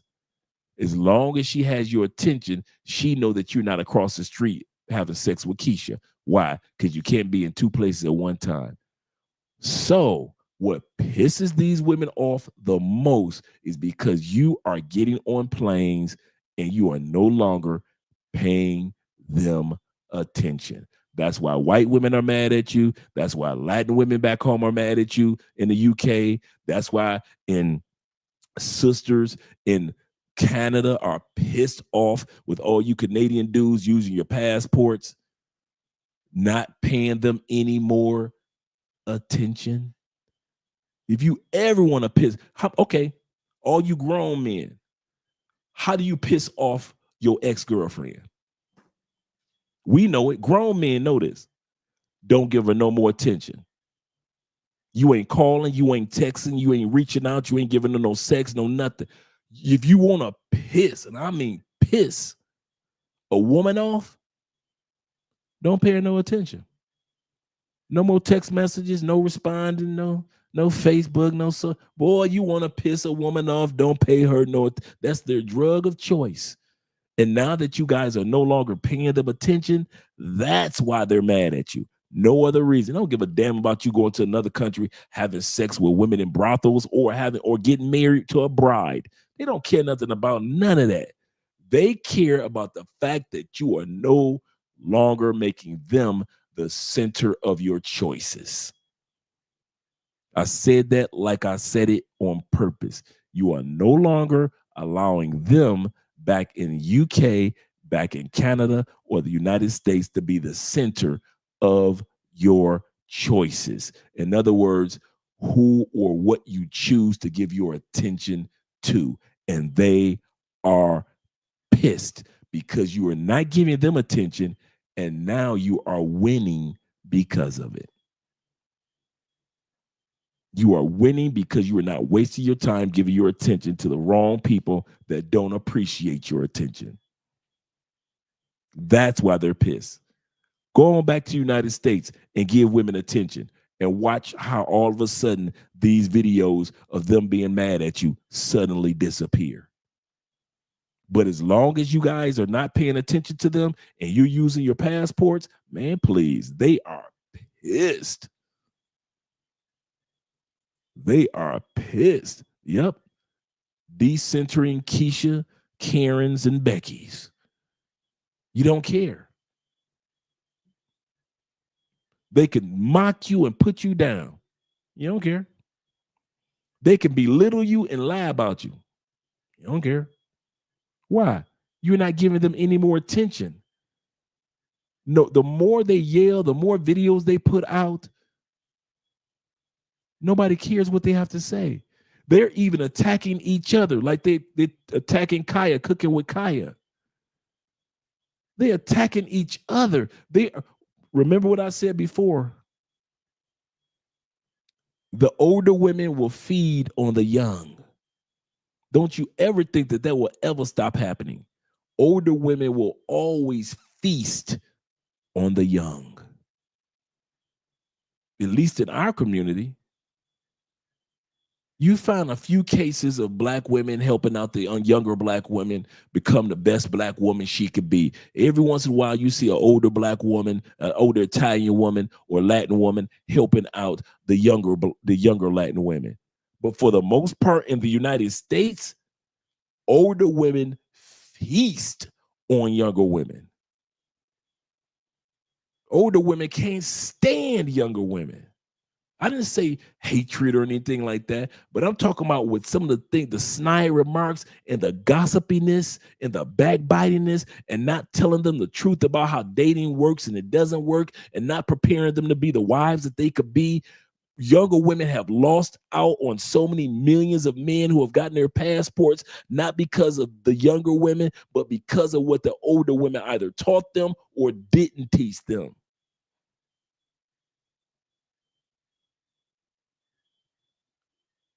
Older women will always feast on younger women. Always. It's always been like that in our country. Nobody wants to say it's been like that in the church. It's been like that in the mosques. It's been like that in the temple. It's been like that for the atheists. It doesn't matter what group of women. You get older women around younger women and they will feast like vampires. Like we always say, single women keep women single. And it's usually the older Vivica Fox type women, Lisa Ray type women, the older women that keep the younger women single. Why? Because nobody is paying the older woman what? Attention. Nobody's paying attention to Lisa Ray like we did when she was young, when she was gorgeous. Now she looks good for her age, but not like we paid attention to her back then. Nobody's paying attention to Vivica Fox like we did when she was young. Miss Set It Off. Women hate when they grow older. Why? Because the older you get, the less attention you get. And so they feast on the only people that will give them half attention, younger women. That you can take to the bank. You can examine that one. You want to do a video on something? Do a video on older women and how they treat younger women.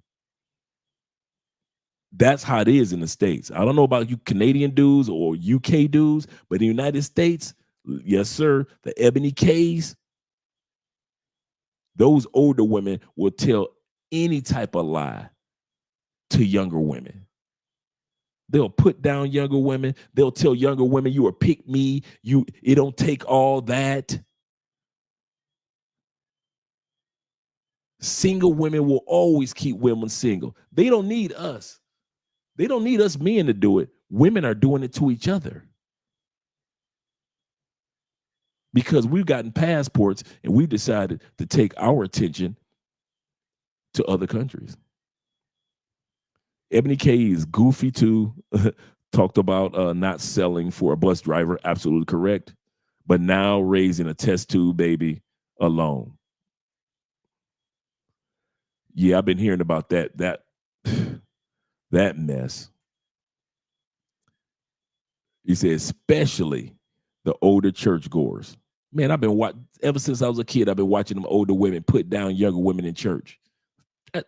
That is a staple in the black church as much as a choir, the deacons, the pastor, the Bible, and hateful ass older women. It don't matter what race you go to. It's always going to be some hateful ass older women in the church. Always. I don't care if you go to an Italian church. I don't care if you go to a Latin church. I don't care if you go to an all white church. I don't care if you go to an all black church. Was guaranteed to be in there just as much as a Bible, a pastor, a deacon, in a choir. There's going to be some hateful ass older women. Always. Always backbiting, gossipy, with a Bible in their hand, and will tear down, will feast on a young, innocent, new Christian young lady because she just so happens to have curves in the dress that she wore that Sunday. That's a guarantee. That's a guarantee right there. He said, I'm 36 years old. Anyone, my generation, unfortunately, for real. And a lot of it is because of what was taught or not taught by some of the other ladies. Shout out to my man, Sucker for Love. He said, won't take a bus driver because that's mediocre. But the new norm is being a single mama. Now you're a single mom. Now you're a single mom.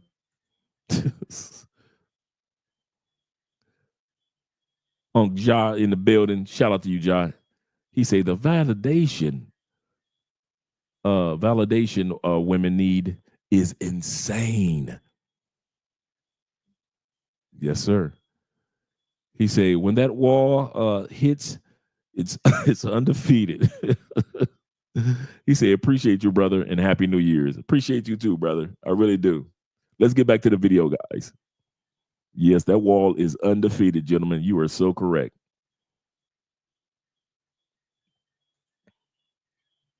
Girls here, they don't look good either. Before we go any further, what he was stating was, he said it's not. He said when it comes to women here in Korea, black women, the black women that come from the States and come from Africa, he said, I'm saying we don't date them because they're not attractive. He said, I'm not saying that. He said, He said, we don't not date them because of race. He stated, we don't date them because they dress sloppy. They don't look the part. If you think I'm kidding, I want you to take a few seconds of your mind and think about all the sisters, for the most part, that we've been looking at in the videos tonight. Blonde weaves. Did we not see blonde weaves several times tonight? Women with crusty faces. Did we not see women that did not, they just looked like they just woke up and turned the camera on? Face piercings. Too much makeup. Did we not see that tonight? You see what I'm saying? Some things, these women will sit back and say, is race, is race, is race. This man, Korean, is saying, baby, it's not about your race. It's how you are presenting yourself.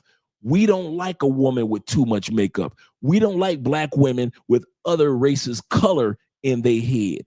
We don't like to see women with facial piercings. We don't like to see this. Our tradition doesn't, in other words, their tradition doesn't accept certain things that maybe in America or in UK or in Canada was accepted. I see. Oh, we're gonna play crazy. Do you not think before I left the States, I didn't see you brothers dating some of these blonde-haired women? These sisters would be jet black with a almost white blonde wig on, and you dating her.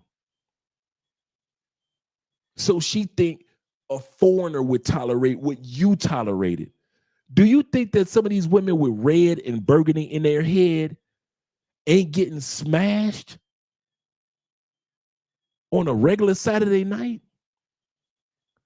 So they assume because you would at least smash them, that they could take that same hairstyle to Korea or Italy, or that beat up weave, or the beat up braids like we just saw tonight, and think that those other countries would tolerate what you tolerated. But here's the kicker.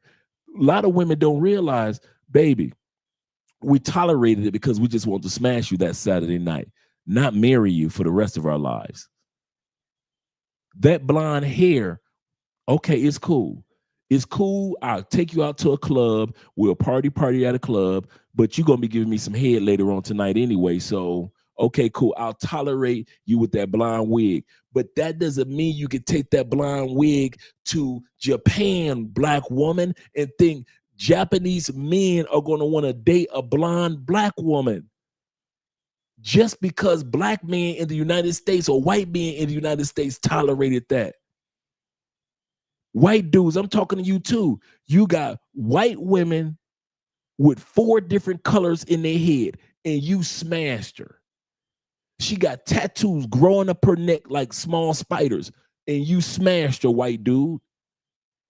So now she thinks she could take that, the tattoos going up her face, she could take that to Spain. And them dudes in Spain are telling them, what the is wrong with your face? We don't do that in our country. Our women don't put spider webs up their face. They think because you white dudes was smashing them women with 3,000 tats that every man want to smash a woman with 3,000 tats. And now they're going to Dubai and finding out that every man, no matter how sexy you are as a white woman, don't nobody want a woman with tats crawling up her face. That's an American thing. That's a Canadian thing. That's a UK thing. That's an Australian thing. That's a Western thing. Okay. If you think I'm lying, how many Colombianas you know with tattoos on their face that do smashing? You run across one of them. Since I often hear Latin women in the United States saying it's a Latin thing. Okay, if it's such a Latin thing, how many Latin Haitians have you seen with tattoos? Because Haitians are Latin too. How many Haitians have you saw tattoos going all up their neck, all up their face? How many Dominican women? Okay, it's a Latin thing. How many Brazilian women have we seen in all these countries we've gone to on a regular basis, like we see it in the States? How many Brazilian women have you seen tattoos all up their face, all their chest tattoo? How many Brazilian women? Every blue moon? Every blue moon in Colombia? How many Colombian women on a regular basis have you seen with a tattoo crawling up her face and dudes walking down the street holding their hand? Oh, very few. And I mean very, very rarely few. In other words, what can be tolerated in the West doesn't necessarily mean, ladies, that men will tolerate it in the other parts of the world. That's why this guy right here is saying, listen, it's not about race. I'm not saying I don't F with you because of your race being black. I'm telling you, I don't F with you because based off of our culture, and this dude talking who got tats on his neck, but he's saying based on our Korean culture, our women don't look like that. So I don't F with you because of how you dress and how you're looking. Let's let this man finish talking. Live in Korea, there's not many black girls to choose from. And I have high standards, so the girl has to be beautiful, you know what I'm saying? How beautiful are we talking about? Like, what are the features you find attractive? Big eyes, small head, nice body, slender, but you know, she got the curves type. I see like in music videos and because I listen to rap, they're sexy. And they look really, like, they really pretty, some of them. You know what I'm saying? Like, genetically gifted black girls. But you don't really see like the top most beautiful black girls in Korea. What would they be doing here? They in their native country, you know, getting the high value men. You know what I'm saying? That's what. Yeah, man. Hey, even these guys are complaining about the type of quality that's actually going to their country. And I can see why. Funny how a lot of women were saying that, oh yeah, a lot of the passport bros are big and fat and so forth, you know, men that travel, which is far from the truth. I do understand that, yes, there are a few brothers that are you know, a little overweight, whatever, but not everyone that travel. But they like to paint that picture. But from what we see, a lot of the ones that do travel out there that's trying to meet guys in the other countries, a lot of them are not slim. A lot of them are actually pretty big or not that attractive. And what they need to understand that the value that men, you know, that they put on women is different than what they've been told in the West. You've been here for 9 years. Have you ever dated a Japanese person? No. She's been in Japan for 9 years. She hasn't had one date. Japan is an island, a huge island, but an island nonetheless. And she hasn't dated in 9 years in Japan. No. Why is that? Japanese guys, can you tell me the answer to the question? Really? I have no idea. I don't know. I think, to be honest, nobody talks to me. Nobody ever. No, they never talk to me. Bruh. They never try to invite me out. There's another reason. That's from my side. I think when I first moved to Japan, I lived in the countryside, and I come from a very proud culture, you know, where all types of people are beautiful, where black is beautiful, your body type doesn't matter, that kind of stuff. And when I moved to Japan, I noticed people were very obsessed with everything that was white. Let me stop her there. She basically said the key points. The thing about it is that, like I told you in the last video, at the end of the last video, that they are bred, they have taught them that men should accept them the way they are and that they should be happy with that. No, it don't work like that. No, men like slimmer women. Men don't like, you know, big body women. That's the thing. You know, I'm not saying anything about her, you know, but perhaps that culture, they want women to be a bit more slimmer than what she is. So yeah, you're gonna have problems out there. These women, especially coming from the West, who are a bit big, they will always have problems unless they fall for a green card bro. A green card bro is gonna take them the way they are, so that once they come to the United States, it's over. You know, so let's keep moving. Or Caucasian, like people were bleaching their skin, whitening their skin for the posters. During summertime, everybody covered their skin. And all the men were very, very like weirdly obsessed with white women, Caucasian women, especially women with blonde hair. And my first couple of months here, I was watching it and I was like, what is this? At that time, I said, whoa, this is weird. This is very different. Now I don't care. But I think back then I was like, you know what? This is the society. They're really in love with white women. So I just kind of shut off my mind from Japanese men. And then I think it never really changed. 黒人男性と交際ってできます。こちらの Now that I've been living in Japan for a while now and kind of been in the dating scene, I think these videos should stop. I get that, like, before when I was in America watching them, I'd be like, see, Japanese people will date us. You know, they will like us. And then, like, when they say they wouldn't, I would genuinely get mad and be like, but why not? And after living here, I realized that, like, even though we see these videos online of, like, some Japanese people saying they would, when you get here, you're most likely not going to find them.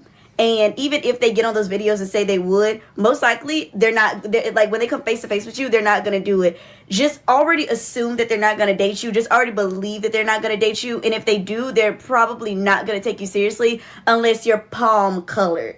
And that's just the really real of it. Nah, man, I hate that they keep trying to use the race thing. Number one, if you look at the first video that she brought up, it said for black men. And yes, she needs to understand that it is different for black men and women, because what men are looking for are younger women and more traditional, more submissive. They don't want a woman that is going to give them a headache. So they already know, they're already hip to what's going on in the West and how women act. So for a lot of these women that go out here, they need to do, basically, they need to change the way the media or they have portrayed themselves on social media for a man in these other countries to really want to be bothered with these women from the West, because they've seen enough. They've seen how entitled these women are and how disrespectful they are. So that's my advice for Passport Sisters, that you got to show a different image than what social media and everything has shown of you guys from the West. Let's keep it moving. All right, story time. Enjoy it. Okay, so a huge Spanish artist had DM'd me on Instagram and he had asked me if he could fly me out to Mexico. I responded and I told him yes, that I was down, but as we started talking about it, our schedules just weren't aligning. The time that he wanted me to go, I was super booked with back-to-back photo shoots, so it was hard to go for as long as he wanted me to. So then he was like, why not just come for 24 on my day off? And I said, you know what, like, yeah, I'm down for that. So then he had booked my flight and my hotel room. Once I landed, he had his driver pick me up from the airport and then drive me to the hotel that he got me. Once I got to the hotel, he had texted me telling me to get ready, that he was going to take me to one of his concerts because he had a concert that day. So I get ready, his driver picks me up and drives me to his concert. Once we got to the concert, we walked backstage and I met this guy. You know, when you go to a concert, before the main act, other people perform? Well, when I got there, other people were performing because he was the main act, so we had a little bit of time to kill. So there ended up being horses there, and he had asked me, do you want to get on a horse?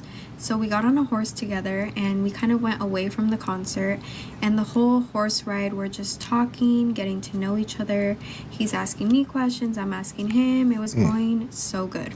So then he had gotten a phone call, and they were telling him that he needed to head back because he had to be on stage soon.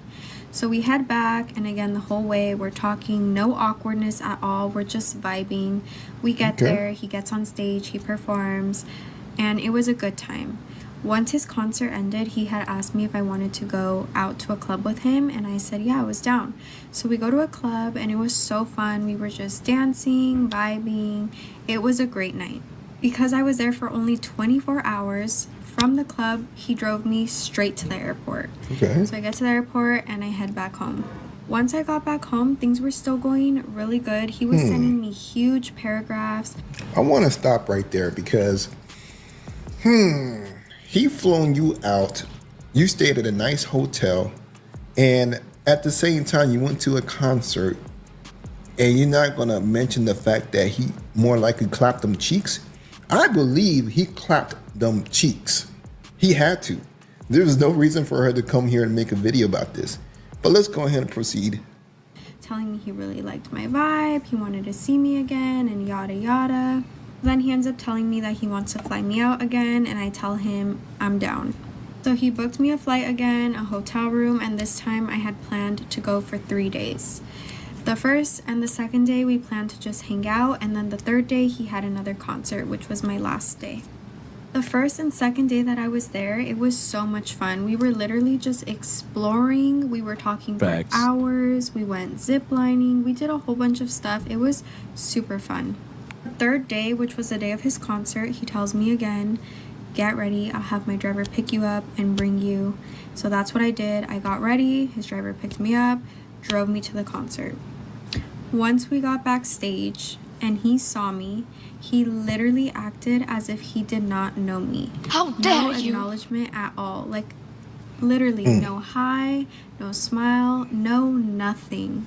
He literally just walked past me as if I was not even there. And I was so confused. I was like, what is going on? This man literally flew me out here. We hung out the past 2 days. Like, what is going on? And we know he also clapped them cheeks. There's no way you didn't give it up to him while you was having fun. Let's proceed. Then I see him go with this girl, and they are all up on each other. Kissing, hands, hugging, all that. Then I end up finding out that that's his girlfriend. Girlfriend. He literally had a girlfriend the whole time. The whole time this man had a whole ass girlfriend. So I had gone up to her and I told her the truth. I was like, No. look, your boyfriend flew me out not only this No, she time, didn't but like a snitch. few weeks ago, he flew me out as well. He paid for my flight, my hotel. We did a whole bunch of stuff the past 2 days. Just wanted to let you know. And you guys, she had no idea. She told me that she didn't know and that she wasn't supposed to be there that day, that she had surprised him. So I'm guessing that's why he had invited me to his concert, because he didn't think that she was going to be there. Yeah, y'all see what was going on in that story. Woo, that would be bad. But hey, shit happens. Out of a whole YouTube video where I was talking about how my basic daily activities have impressed and impacted my husband's daily routine. I mean, it is just what it is. And you know what? A lot of women out there should apply that knowledge that I'm trying to give to you for free. Tell me, where did you hear me say that Black American women are no competition? I was not even talking about Black American women in particular. I never said anything like that I am better than them. I never said anything like I have better qualities than a Black American woman. No, I'm always talking about modern Western women in general. We could go bun for bun. Fuck that. We can go M for M. Mama got. Now, before we go into show this part of the video, we've had to hear for the last couple of hours what women had to say about their experience. Now we're about to go into the experience of men, especially Black men, in these exact same countries. What are these women saying about Black men? What the Black men are saying about their experiences with women in these other countries. Just want to say thank you guys who are supporting the channel. Thank you guys who are supporting us by way of the Cash App and the PayPal tonight with our fundraiser, as well as all you guys that are a part of the Patreon. If you haven't joined the Patreon, guys, I highly recommend that you do. One of the things that I got coming down the turnpike that I'm going to be dropping this week, and I'm going to be doing a video on it as well, is the list that I created for the, let me pull this up. This is the questionnaire, basically, of all the things that you'll need when it comes to relocating or visiting another country. These are basically all the questions that you might have to, that you might want to ask when it comes to when you're going to a new country. What do you need to do? Sometimes you think that you remember some things or questions that you don't know to ask yourself. Oh, did I take care of this? Or did I remember this? Or what about this? Every question that you have, that you, I'm talking about some of you seasoned travelers, because there's a difference between a traveler and a relocator. I'm going to say this again. There's a difference between a traveler and a relocator. I'm dropping this in the Patreon this week. As a relocator, and you guys who have relocated to other countries, at least several countries, you know there are questions that travelers don't know to ask themselves. I don't care if you've been traveling for 20 years. If you've never relocated to another country, I promise you, for every question that you have, there's at least 5 questions a relocator will ask you.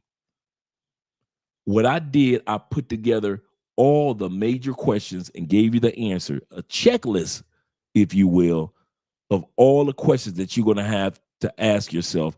That's going to be added to the Patreon this week. It's already completed. It's already done. You can download it and you'll be able to have it for yourself to when you decide whether in 5 months, 5 years, or 15 years, or whether you're just exploring countries to find out which country is best for you. You now have a checklist of questions to ask yourself. Okay, when I get to this country, what should I expect here? What should I look for there? So forth and so forth. For those of you that aren't a part of the Patreon, you can purchase that separately as a $15 donation, and I'll get that sent out to you, because I'm going to be launching that book as well as my other book that I'm so proud that I'm finally putting out this year, which is called Anywhere is Possible.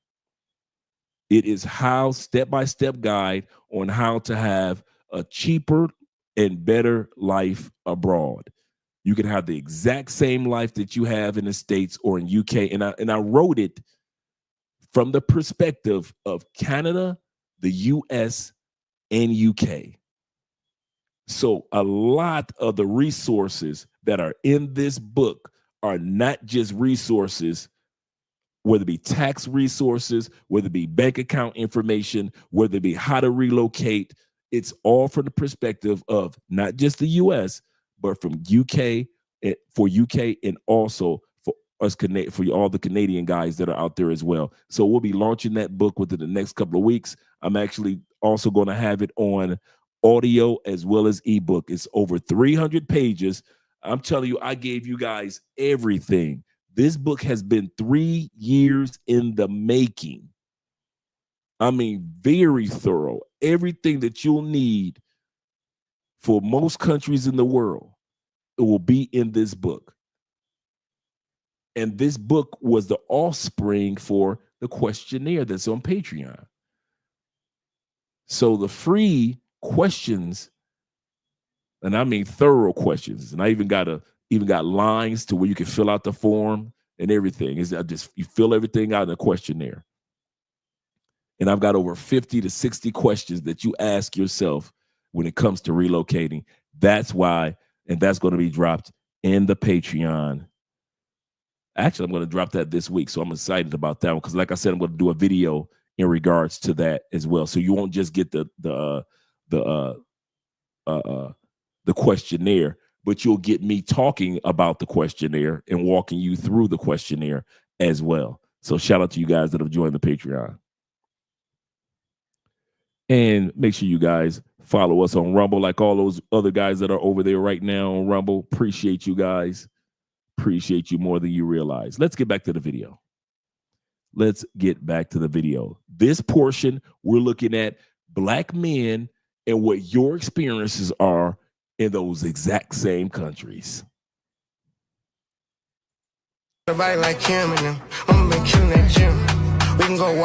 If you got a woman by your side who ain't posting about her on social media, that's a major red flag.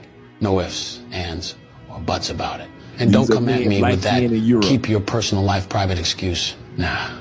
You're just trying to keep your options open, hiding them half-naked pics, sliding into DMs behind her back. We see right through that game. How do Russian women view Black men? Love it. So before you came to America, that's how you felt? To be honest, when I was like 6 years old, on a Russian TV, you know, we're after Soviet Union and everything, there's a Black guy. He came on a live TV, right? He started singing in Russian about that he's a chocolate rabbit. And like that whole 2004, 2005, why would the Black man coming to Russia performing in our language, you know, changed like the whole concept.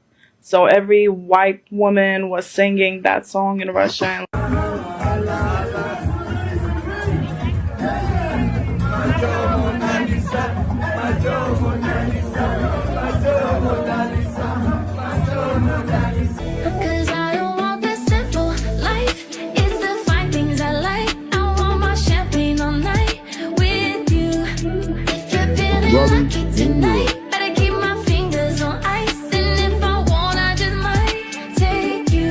It's Christmas time. We've been dating. So I'm like, okay, I think this is gonna be the perfect time for him to meet my whole family. And by the way, Polish people celebrate Christmas on the 24th. Yeah, this was a surprise. On the 24th, they have the normal festivities that we would do on the 25th. Not only did he never have Polish food before. To be honest, I don't know which one stressed me out more. The anticipation of meeting her family or the Polish food, because I am a picky eater. He will only eat meat. And on Christmas, you're not supposed to eat meat. The first person to open the door is her brother. Some strong guy, some stocky guy, whatever. But he's nice. I open the door, like, oh, hey, what's up? You know, young guy. Immediately, 2 more people are walking down the stairs. The next person is her godfather. He's coming down, you know, bald head, another tall guy. Typical Polish guy. Yeah. Bold, tattoos, big. And walking down the stairs, like, you know, I'm like, okay, what's up? I didn't think this was a setup at this moment right now. I'm still like, okay, everything's cool. As he's walking down, the dad is walking down. At this time, I don't know that this is her dad. I just see somebody walking back, ponytail, slick back here, looking like Steven Seagal with a suit on. And I'm like, I know the door is right there. It's not locked. I made sure the door wasn't locked. At least I could run. I see his eyes and sweat starts to come on his forehead, you know? He's looking at me like, what is happening? What is happening? All the guys loved him. My mamushka, who don't speak English, she loved him too. We have our own way of communicating. You speak English to her and she speaks Polish to you. Yeah, and we're somewhere in between. What do you think about my family? Your do you family? like it? Yes, it's I met a lot of different families and I'm grateful for the one that I chose to be a part of. Oh. Wait a minute. Let's pause before we see little mama do her dance about being addicted to black men. Black women are saying that if you go to Europe, you're going to be hated on. Nobody's going to understand you. You might as well expect racism day one. Like I said, we're not saying that there's a country in the world where no racism exists. There's always biases around the world. But this man's story is equivalent to the story that I have with Andrea's family in meeting all the men. Some of the stories that you guys have when you've met women's families is equivalent to that. You met the whole family and you got along with the family. In some cases, even better than some of your kinfolk back home. These women are trying to sell the narrative as if their experiences, the black woman experience, is the same experience as black men. And we're here to tell you, ladies, that's your experience. That's you dramatizing everything. That's you making racism out of everything. Like, again, racism does exist no matter where you go, but it's not to the extreme that what the ladies were saying. And now you put these men, black men, in these same countries, and it look like men are winning.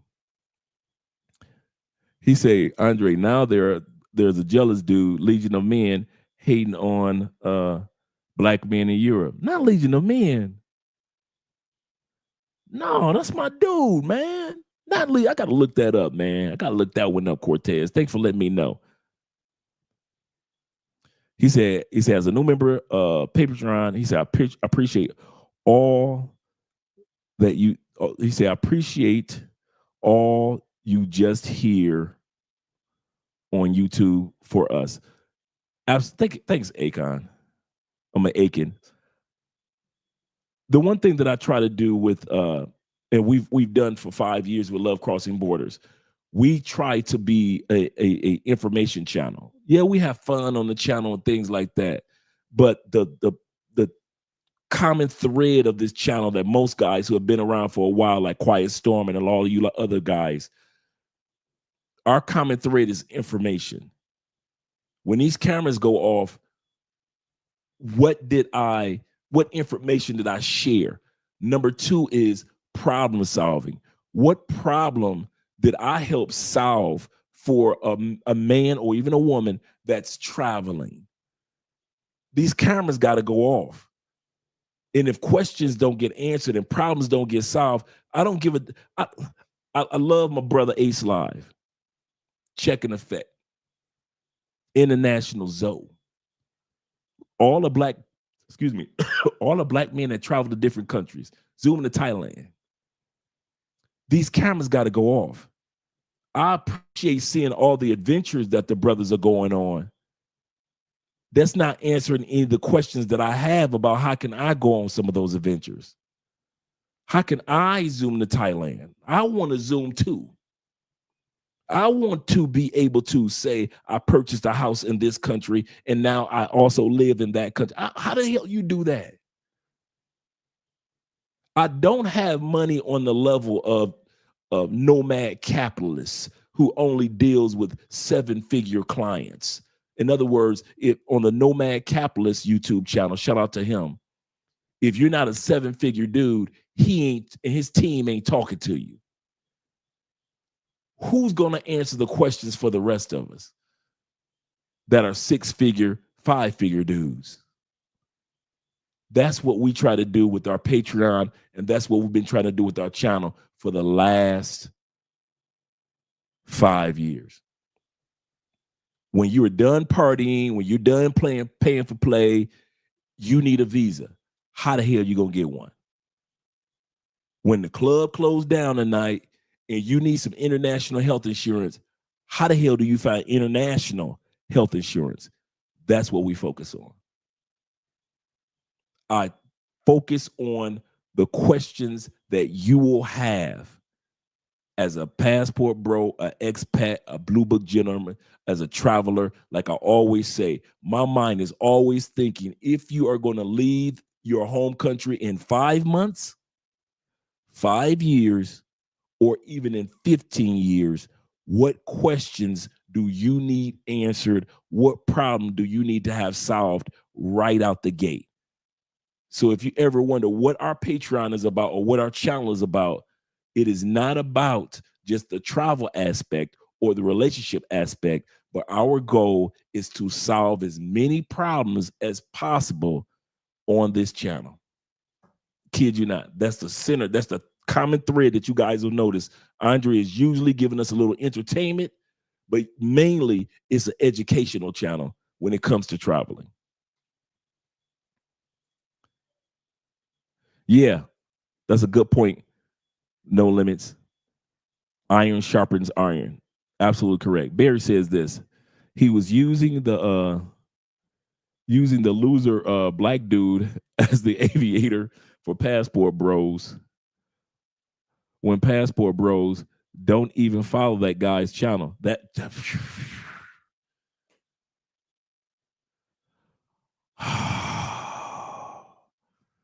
That's my dude, Legion of Men, too. The white dude with the beard. Used to have a cute girlfriend. I don't know what happened, but she's no longer on the show. But yeah. What's up, Andre, big brother in life? He said, I've been listening to Nomad Capitalist for years. Great content. Yes, sir. Yes, sir. Make sure you guys subscribe to his channel. Great content. He has a home in several countries. He actually has one of his favorite homes is here in Bogota, Colombia. He said, I think Legion of Men was misunderstood in his video. His position is marriage versus hookup with a certain mentality. I could see that because I always been, like I said, I have to see it to see what they were talking about. But Legion of Men has always been good with me. Always been good. He's always been pro-male, live your best life in whatever country you're in. Bobby said, as I noticed this, because it has been more about overall travel when in Colombia. And if you guys notice, we've expanded our reach of information beyond just showing you about Colombia. The information that we share now, anybody that's from UK can use it for any country. That's why that's like 2025, you'll really see me ramp that up. There's so much information that I have that's going into the Patreon for you guys that are in Canada and UK. Much of it in the book, I purposely, everything that's in the book, every place is possible. That's the name of the book. Every place is possible. I purposely put so many resources from other countries and not just the great resources that we have in the United States as well to help you when it comes to your traveling, if you're a traveler or if you're a relocator. So if you're looking to relocate or if you're just looking to travel and you need some information on certain things, all of it is in there, man. Like I said, it's 300 pages of great information, man. Really great. I was extremely thorough. Stories that you haven't heard about me are in there.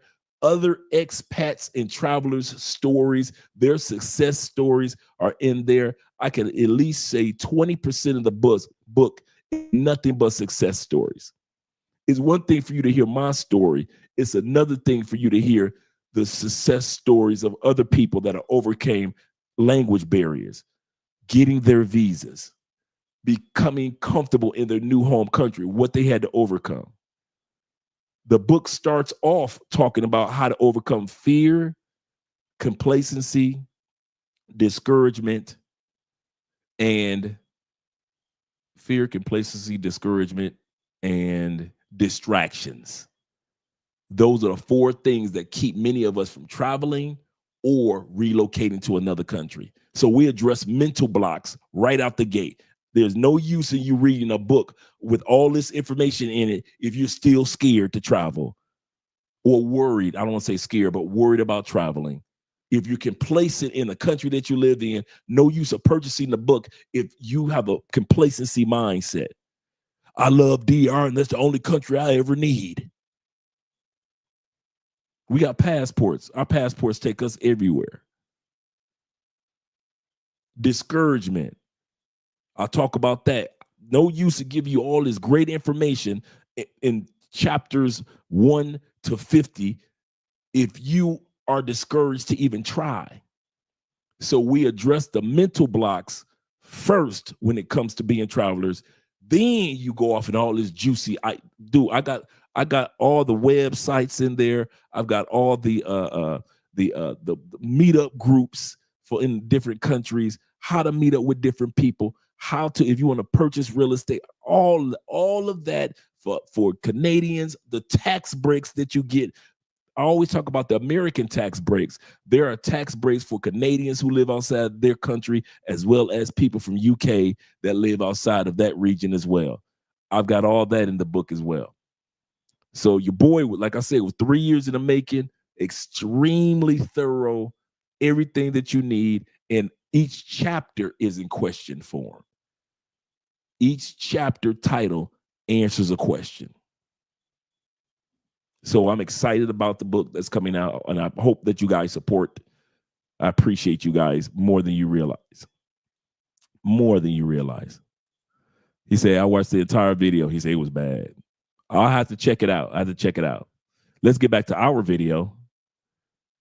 Like I said, this is the portion where we look at men that are successful in the countries in which women were unsuccessful. I'm an addict, yes, I'm an addict. I want you, I need you, oh God, don't take. I'm Latina. I'm black. Obviously, but this is what we've learned from being together for almost 18 years.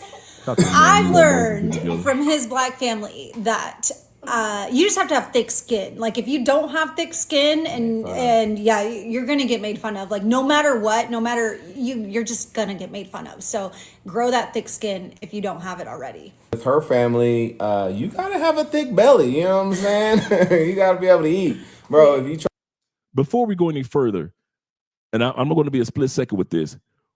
While you listen to this couple talk, remember how the women would not adapt to those countries, dating patterns, dating behavior. Remember all the black women that were complaining about having to adapt, to having to change for the Italian men and so forth and so forth. But now you're listening to the black man experience, and the woman is saying, in order to be around a black family, I had to adapt. And he's saying to be around her Latin family, I had to adapt. You see, everybody has no problem with adaptation except for the American woman. Let's go back to the video. Try to get one plate and be done. Like that's not gonna happen. I don't care if it's the TI, if it's that suegra, it don't matter who it is, bro. Like you gotta be able to eat because they don't keep feeding you until you and bust. not only that, they're also gonna give you like a plate to go. And yes, I'll be announcing that this week. This week I just want to focus on the cryptocurrency live stream that we're going to be doing this up and coming Sunday with Los and Joey and a couple other guys. But the last part of the book that I'm on right now is that I'm finishing and revamping the index, because at the end all this information you got to have where'd you get this information. So I'm finishing off the index. The index is broken down for each chapter as well. So you want to find out where the websites are for chapter 1, where did I get this information, and at the same time what website I got it from, any phone numbers that I have, That's in the index for chapter 1. Chapter 2 is the same thing. The references, the phone numbers, the websites, names, anything that you need. I literally wrote this to make, I dang near made myself obsolete. I literally wrote this with being so thorough that I personally wrote this as if I was getting on the plane for the first time, going to most countries in the world. What the hell would I do? That's my whole mindset was, what would I do if I was leaving Canada? Not the United States only, but Canada. I wrote this as if I was born and raised in UK and I wanted to move to Spain, or I wanted to move to Portugal, or I wanted to move to Colombia or Panama. What would I do? What steps would I take? And I literally answer all your questions. I just bombarded the whole book, just answering questions. Just answering questions. These questions, I talk about Social Security benefits. How do you get? I have a chapter dedicated to your Social Security benefits, your disability benefits, military guys, as well as those who receive pensions. I've got a whole chapter dedicated to that, how you can make sure that money is either transferred into your local bank account that's in your home country, or you can get it transferred to your foreign bank account. There are only 2 countries in the world in which you can't even receive your Social Security check. Y'all ready? There's only 2 countries. If you're on Social Security, Cuba and North Korea. Those are the only 2 countries, Cuba and North Korea. So I have a whole chapter dedicated to the military, Social Security, and those who are on pension, and how you navigate the banking systems in foreign countries if you want to do that. Or you could just keep it like the way that it is and keep your money going to your American bank account and just transfer money down as needed. So we talk about that in the book. Afghanistan too is on the list. Are you sure?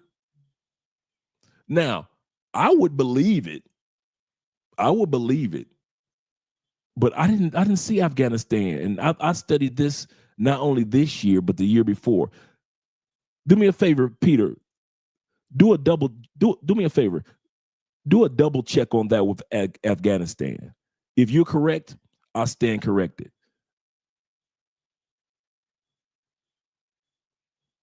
So you can't send it to Afghanistan? See, you didn't get your passport stamped to Cuba.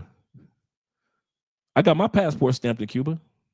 He said, don't. Oh, you have a choice. Yeah, you have a choice. That's true. They asked us in Cuba, did we want the stamp or not? So you can't send to Afghanistan? I got you, Bobby. Like I said, when I push the book out, it's going to be huge marketing behind it. So I'm actually doing a lot. It's not just about me writing the book, but okay, can you market it? Can you mass market the book, Andre? So I had to take time out to study on marketing. I paid for courses. I paid for consultation. Dude, I paid for a lot of stuff behind the scenes of even the book itself. And I'm putting the book out. This is the great part about the era that we live in now. I'm able to put the book out in audio as well as ebook if you want it in ebook form with Kindle, as well as the actual tangible book through Amazon as well.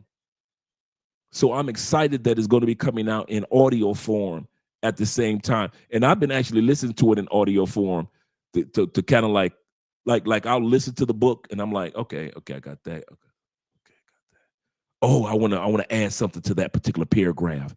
So for me, just listening to it in audio has even helped me notice areas that I can add things onto or subtract things. I've had to actually subtract like chapters because I found myself repeating the information in certain chapters again. And I'm like, wait a minute, I said that in chapter 40. I don't need to say that again in chapter 47. So let me take that whole chapter out. So it's a lot of work behind it, guys. It's a lot of work, but I'm excited, man. Like I said this earlier, 2025, you know when you're doing God's will, when it's exciting and it's scary at the same time. Because for me to put out my first book that I've been working on for 3 years, and you don't know what the results are going to be. Are you going to sell 10 copies or 10,000 copies? But that's the beauty and the excitement of the whole thing. But let's get ready to head back to the video. Yes. It's rude. You have to take food. Yeah. Eat everything. The next thing I have is you have to be on beat. Like, you can't just clap off beat around his family because you will get called out so fast. Have to be on beat. You have to have rhythm. You be off beat and you throw the whole thing. And everyone's quick to tell me if I'm off beat. And usually I feel like I'm on beat, but it's like I learned quickly, like, do not be off beat around their family. You can't be off beat. No. Yeah, that's game over right there. Yeah. Man, weddings, they gonna start super late. Like they're not. You know, or everybody's gonna be late. Like it's gonna start. You know what I'm saying? The Mexican wedding, it's gonna start. Everybody gonna be late because don't nobody care about that ceremony part. Everybody want to get to the reception, but then the reception gonna start late. But then it's also gonna end late. So the band don't show up till 11:45 to 12:15, and they play till 4. So you gotta be prepared for that. Like you go all the way till breakfast. Yeah. Speaking of weddings, okay. Yes, so sir. like with weddings in your family. They wear like the color of the wedding. Like they coordinate and they're like, what colors are your wedding? And if you say blue, then everybody wears blue. I've never like heard of that, but they're like, do you have your blue dress? And I'm like, what?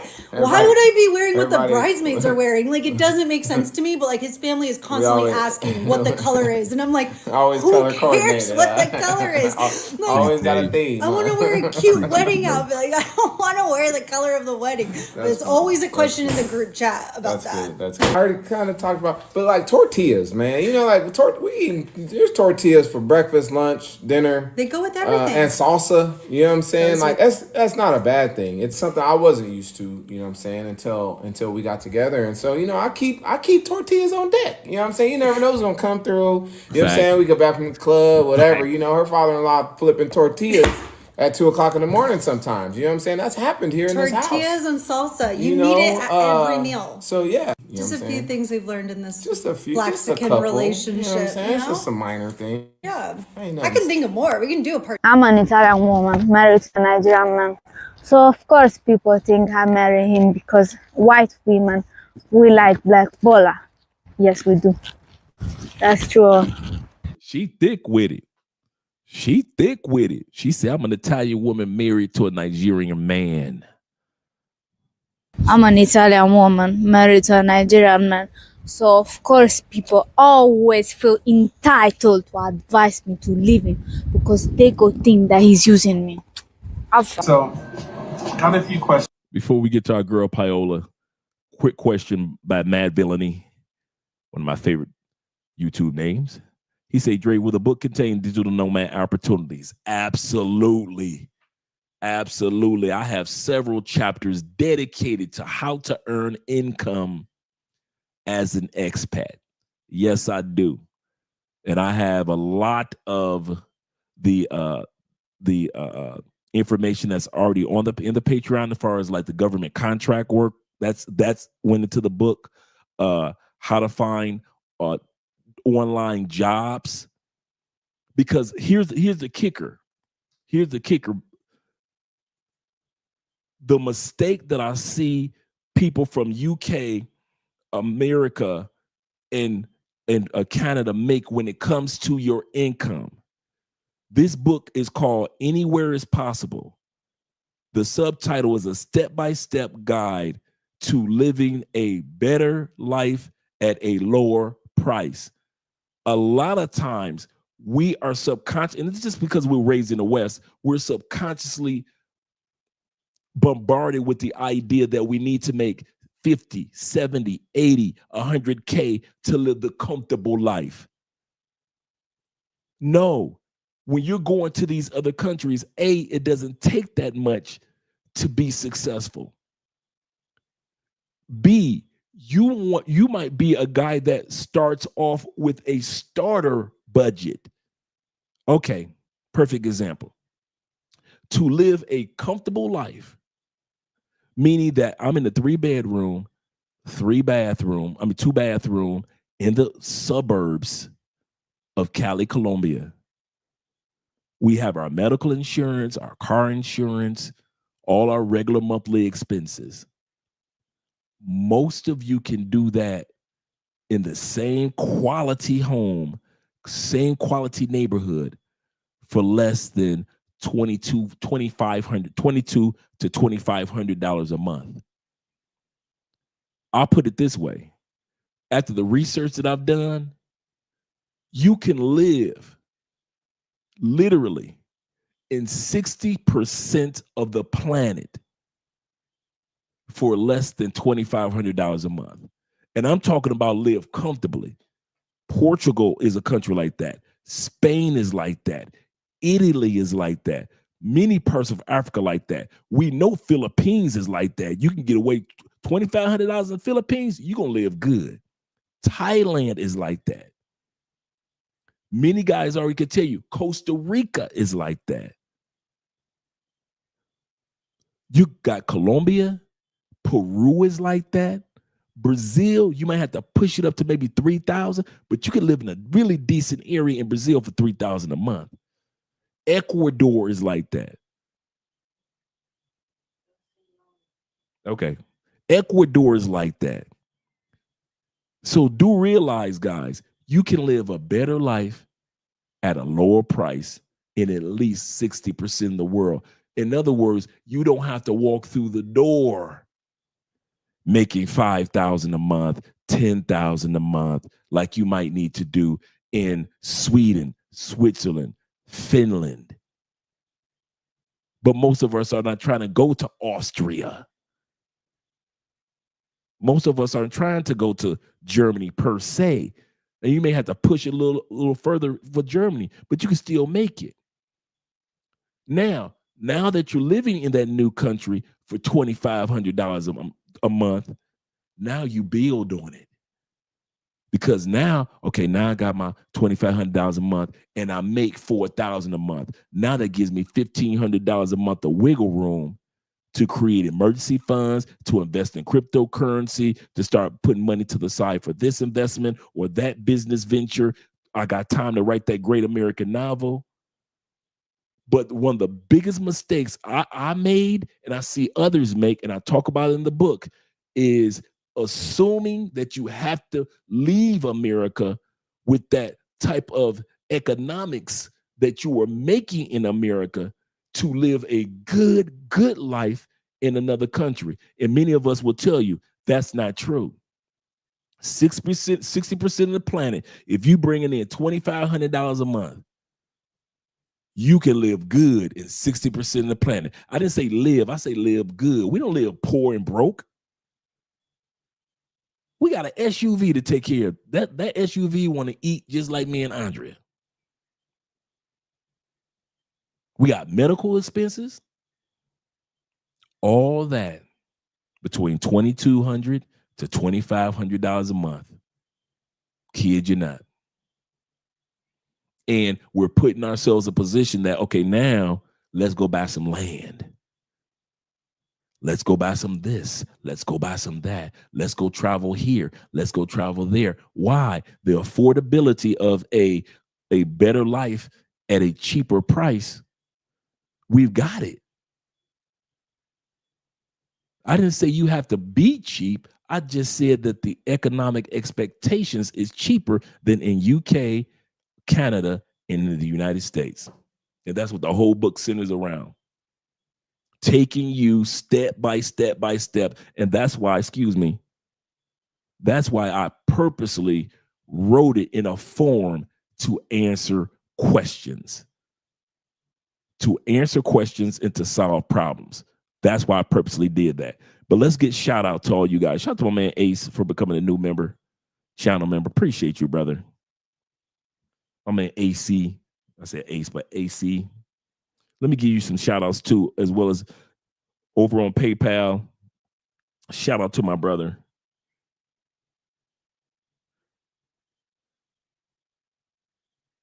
Showed us some love tonight over on PayPal.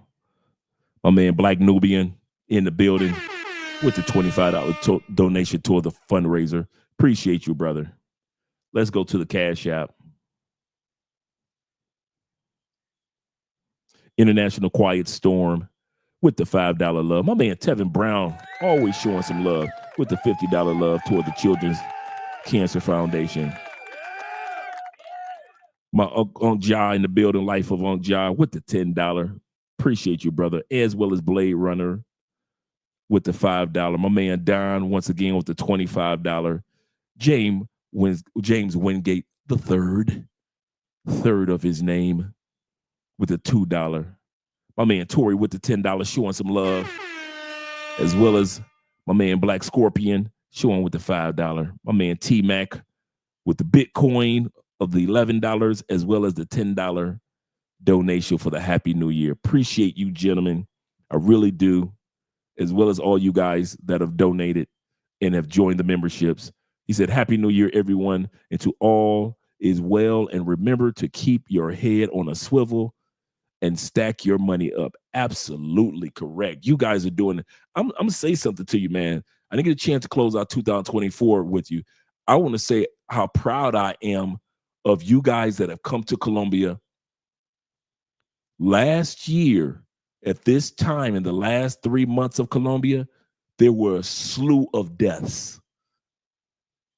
Over 40, 50 people died in 3 months, mainly men, in Colombia.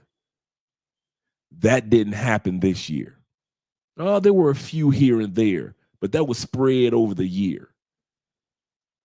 This year, over the last 3 months, it was nothing like the last 2 years. That goes to show you that more men are caring about themselves and their safety and their health and being more alert and not giving these Colombian women power over you just because they look good. So I want to say that I'm proud of all of us in regards to that. Shout out to my man DJ. DJ says this. I have a question. He said, my question for moving out of the country is, should I wait and save money here in the States and then move and find a remote job, or search for more remote work first and then move? I would recommend, personally, by experience, I would recommend that you start saving a nest egg, at least 6 months of a nest egg for that country. Remember I said $2,500. I came to Colombia, as many of you have already heard me say, I came with $30,000 from my 401k. I came with $30,000, and I had a small $12 an hour.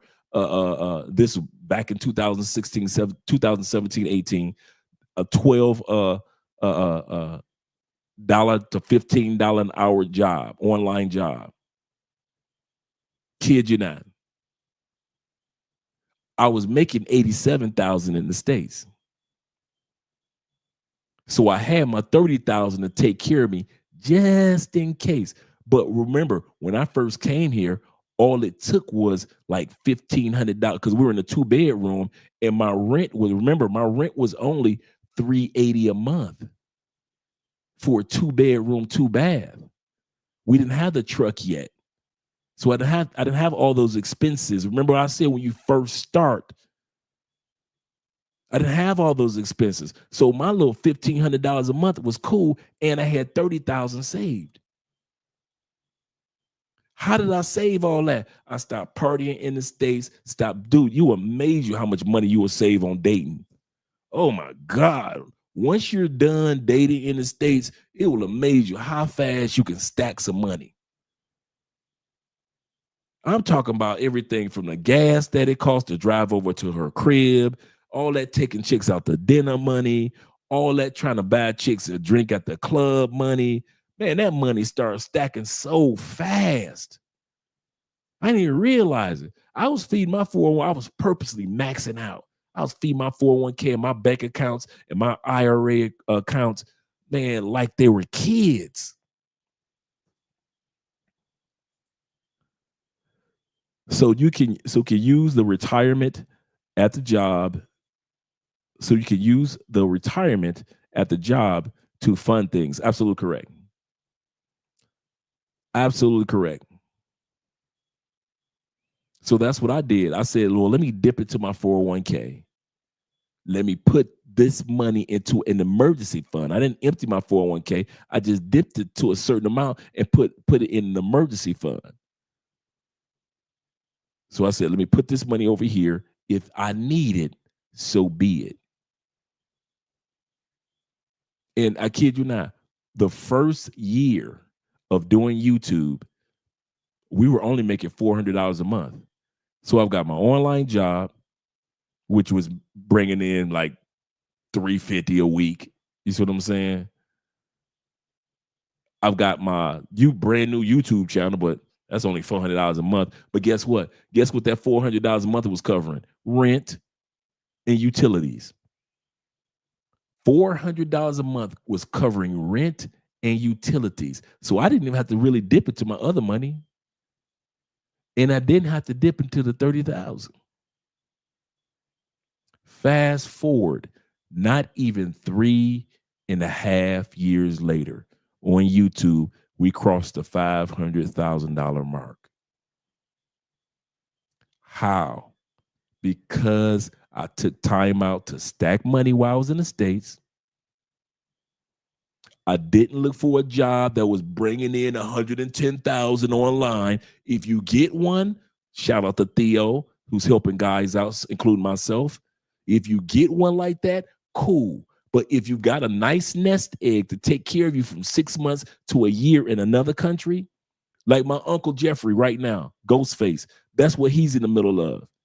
He's like, okay, I got enough money put to the side that'll take care of me for like 1.5 2 years. That's what stage he's at right now. I got enough to take care of me in Colombia that no matter what happens, I know I can give 2 years of Colombia if I just sat on my tail and did nothing. But that's not him. So he's like, okay, let me take these classes with Theo. By the time I get proficient in these classes with Theo, and I give me a little small online job prior to graduating Theo's 18-month course, by the time I get done with Theo, I have all these certifications. I can interview and get in the position. Now I have 2 years of saving, talking about my uncle, 2 years of saving, all these certifications with Theo. I've applied for positions. Bam. Now I'm really making money as an expat. When we see all these content creators traveling to other countries with no money in their pockets, they're not serious. They're just doing it for the views. They're just doing it so we can send them some proceeds, and that's it. But yeah, guys, I kid you not. I kid you not. There is so much opportunity out here. And here's the part. If you don't want to go global, cool. The rest of the world is. The reason why I did the portion of the book dedicated to seniors, remember our other channel was Love Crossing Borders. Do you know how many emails that we would get and still get from people over the age of 65 and 67 years old that just don't know what steps to take to relocate to another country? We've got an email list of 2,000 people that are over the age of 60, kid you not, that followed us when we had Mostly Money channel. And all we did was talk about Social Security and seniors. And I would, this is the funny part, I would pepper in there, hey, you know you don't have to stay in the United States with your Social Security. So every once in a while, I would pepper videos in there that would show seniors life outside the United States with other seniors.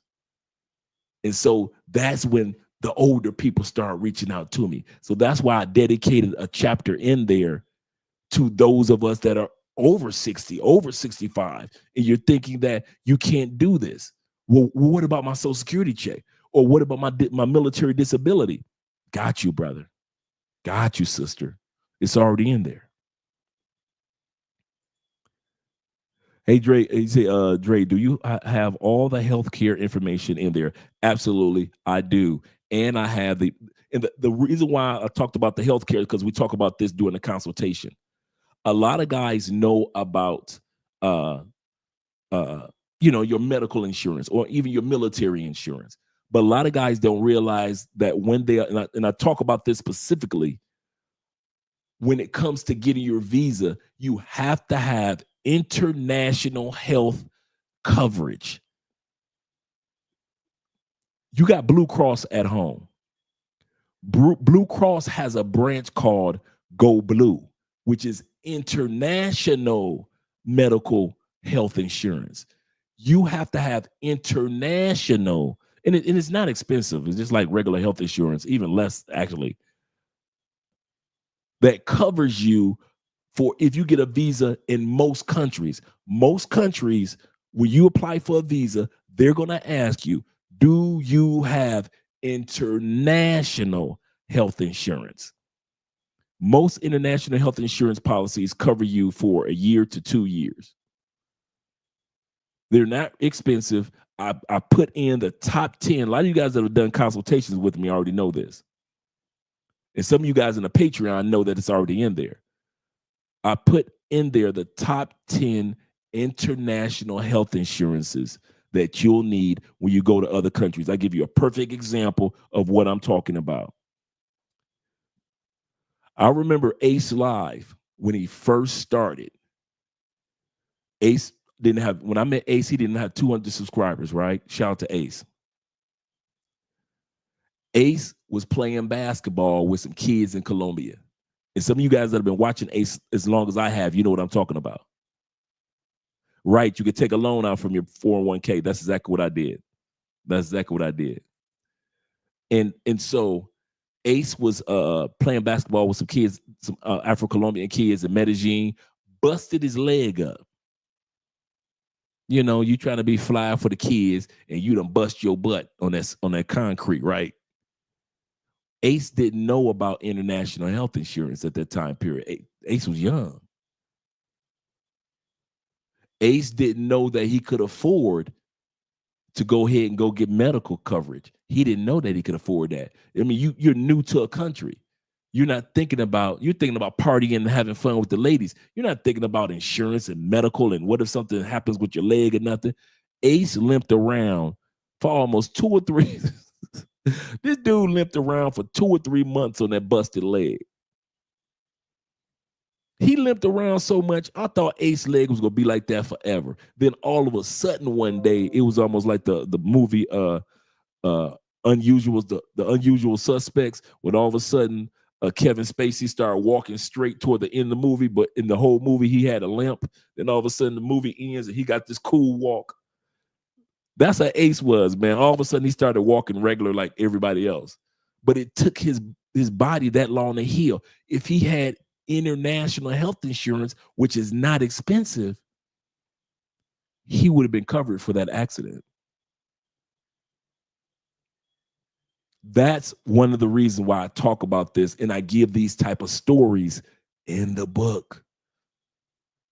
That's why I got so many stories that's in the book, because I don't want you guys to just hear my story, but I want you guys to hear I got at least in that book, at least 30 stories of different questions and situations that take place that a lot of us expats or travelers don't think about. We don't think about it. But when it comes to getting a visa in another country, if you want to live there, yes, you will need international health insurance. And now in some cases, some of you military guys might think, well, I have military coverage. I've already talked to military guys that live here in Colombia and in other countries. And you know what they said? They had to get international health insurance too. If it's a country that doesn't have a military base or U.S. military base or U.S. military hospitals and clinics in that area. Like in a lot of countries, they have, for you military guys, as you well know, there are hospitals, there are clinics, there's, you can use your military insurance in many countries around the world. That doesn't mean that your military benefits are used in all countries around the world. So the question is that I asked them, what did you do in your country since there was no military clinics or hospitals in your area? These military dudes told me I have to get they say I had to get international health insurance like everybody else, or the payout for my medical treatment is so inexpensive in that country, I didn't have to use any type of insurance. I paid out of pocket. That's what these guys told me. So they either paid out of pocket or they got international health insurance. But when it came to getting their visa, they had to get international health insurance anyway.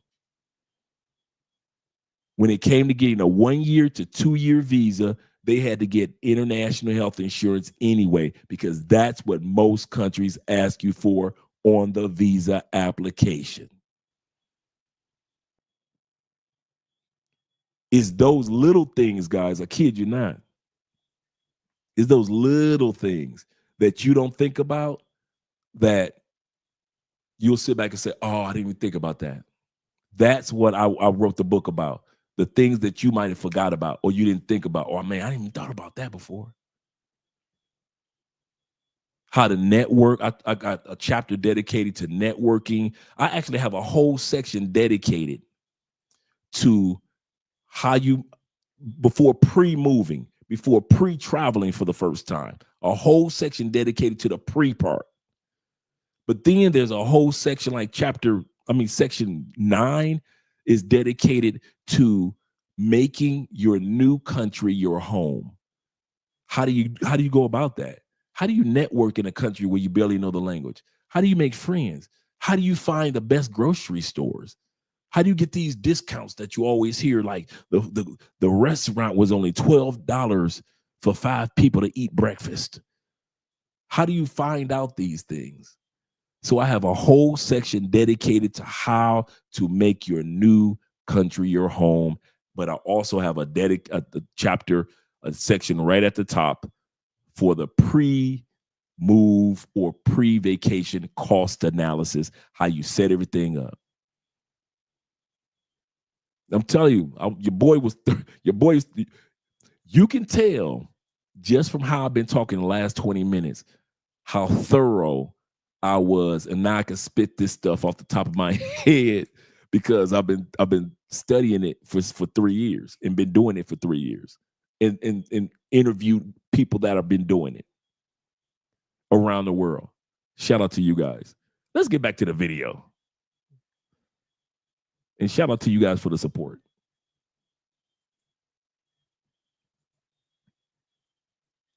Let's listen to our girl Paola. I'm gonna kick off the first question, okay? So what is your preference when it comes to dating? What I mean by that, things like, I already know your preference when it comes to male-female, but you can say that. I'm joking. Yeah, but black, white, tall, short, rich, poor. What's your preferences when it comes to dating? So my preference when it comes to dating is, of course, men.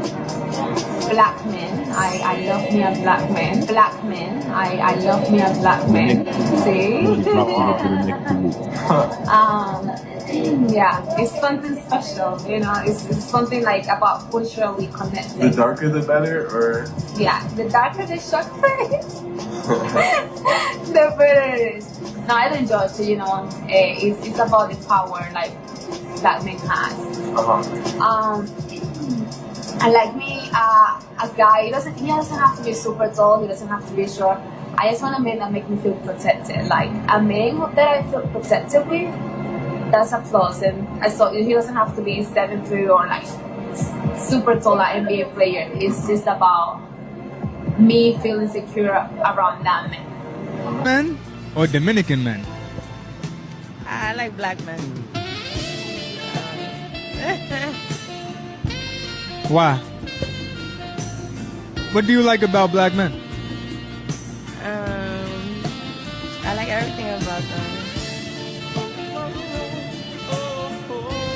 Come on now, you know, I know what's up, Hello, 亲爱的，走了。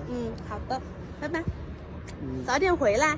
OK，拜拜。你们把他盯好，不让他们去看其他的女孩子。不会。来，亲爱的，今天为你亲口，哎，不是亲手给你弄的牛排，给尝一看啊，好吧？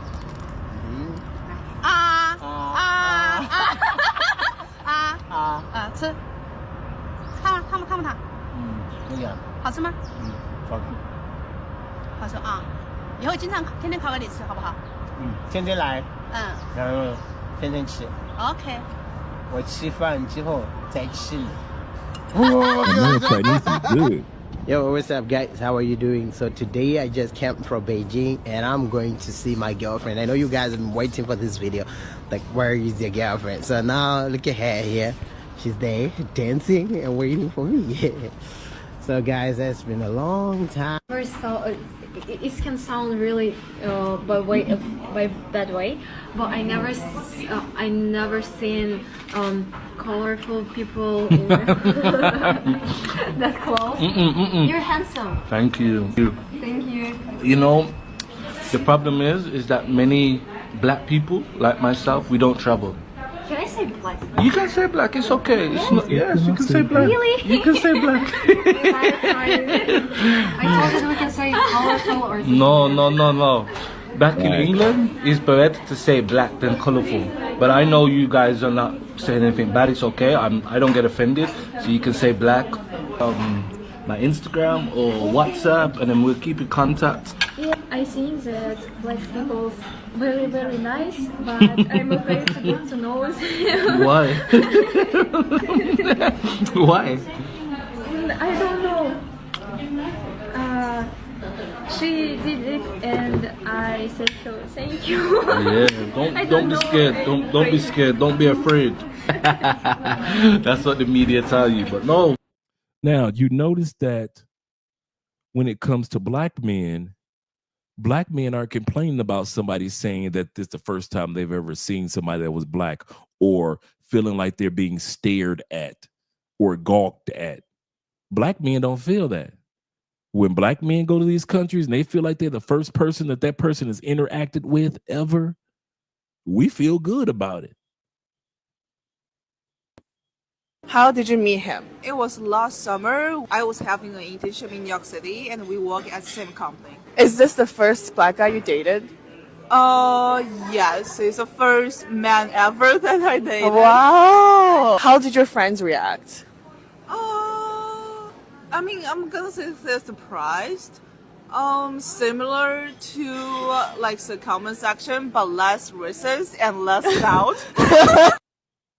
It says at the top, it says there's a shift in the universe.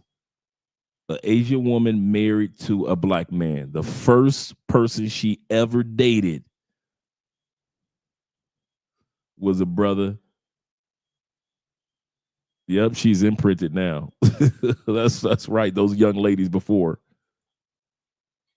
And that's the end of the video right there, gentlemen. That's the end of the video right there.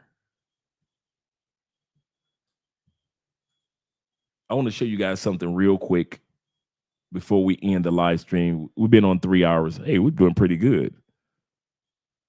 We've been here for 3 hours. I want to show you guys the questionnaire that's going to be added to the Patreon this week. Let's stop sharing. And then we're going to screen share real quick. I just want to show you some of the questionnaire. Shout out to Kenny for showing the $200 love. Appreciate you, brother. Kenneth says this. He said, I just watched the Legion of Men video. He was not speaking against the passport bros, black men. He said he was being practical about the chances of black men getting the highest quality of Eastern European women. However, some of his subscribers left racist remarks in the comments. No matter where we go in the world, guys, not just because of race, but because of exposure, opportunity, we're foreigners. We're foreigners. Whether you black or white, we're foreigners. So it will take an extra effort to get to the upper echelon of the women in a particular country. But I'm gonna tell you something. It's something that we all know as Black, white, or Latin men. A lot of times the upper echelon women are the last women that you want to be dealing with because they're gonna work your last mother nerve. Any of you dudes that mess with women that are high value or career women in the United States, some of those women work your last nerve and they were only good for sex. Some of y'all got baby mamas that are upper echelon women that are six-figure women, and you looking at their new boyfriend like, bro, you just don't know what you in for. So in many cases, yes, absolutely correct. We may not be able to be exposed to the upper echelon, but at the end of the day, a lot of us ain't looking for that. A lot of us are looking for a woman that can give us peace. Okay. Y'all think being a white dude and having exposure to the upper echelon means something. You ready? I know a white dude, billionaire, been doing big things for years. Every time they put the camera on his upper echelon wife, she treat him like trash. Isn't that right, Donald Trump? Isn't it right every time they put that camera on your white European wife, she treating you like trash, even though you upper echelon billionaire president 2 times over? You still ain't ish in your wife's eyes. I know another baller, white dude, pretty boy his whole life. No matter how hard he worked, at the end of the day, his wife cheated on him, smashed the trainer, and left him. Ain't that right, Tom Brady? 7-time Super Bowl participant, 5 Super Bowl rings, worth hundreds of millions, pretty boy white man. And your white upper echelon woman treated you like ish and cheated on you with the trainer and left you and the kids. So all you dudes that think that being white is right, ask some of these white boys, do they not go through the same ish with some of them upper echelon women that anybody would?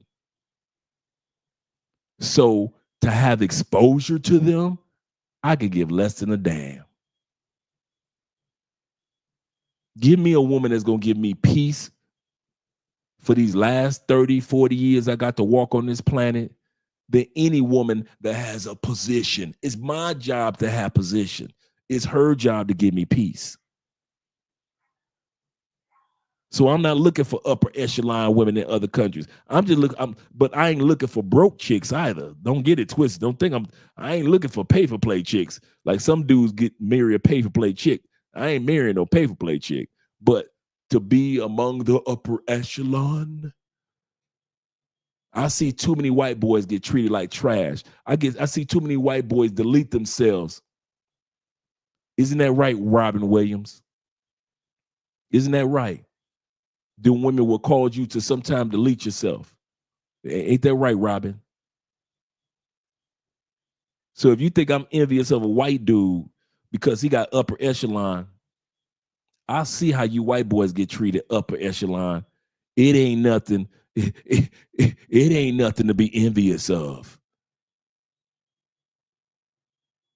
I see poor redneck white wives treat their men better in many cases than some of these upper echelon. My husband is Jeff Bezos. And those women treat you like trash. It's nothing for us to just open up. Anthony deleted himself over a woman. But wait a minute, he's white and got money and travels the world. And yet he still deleted himself over a woman. Please. Yeah. Yeah, I don't want no scrub chicks. Yeah. Facts. Facts. Shout out to Kenneth again. Showing love to the channel.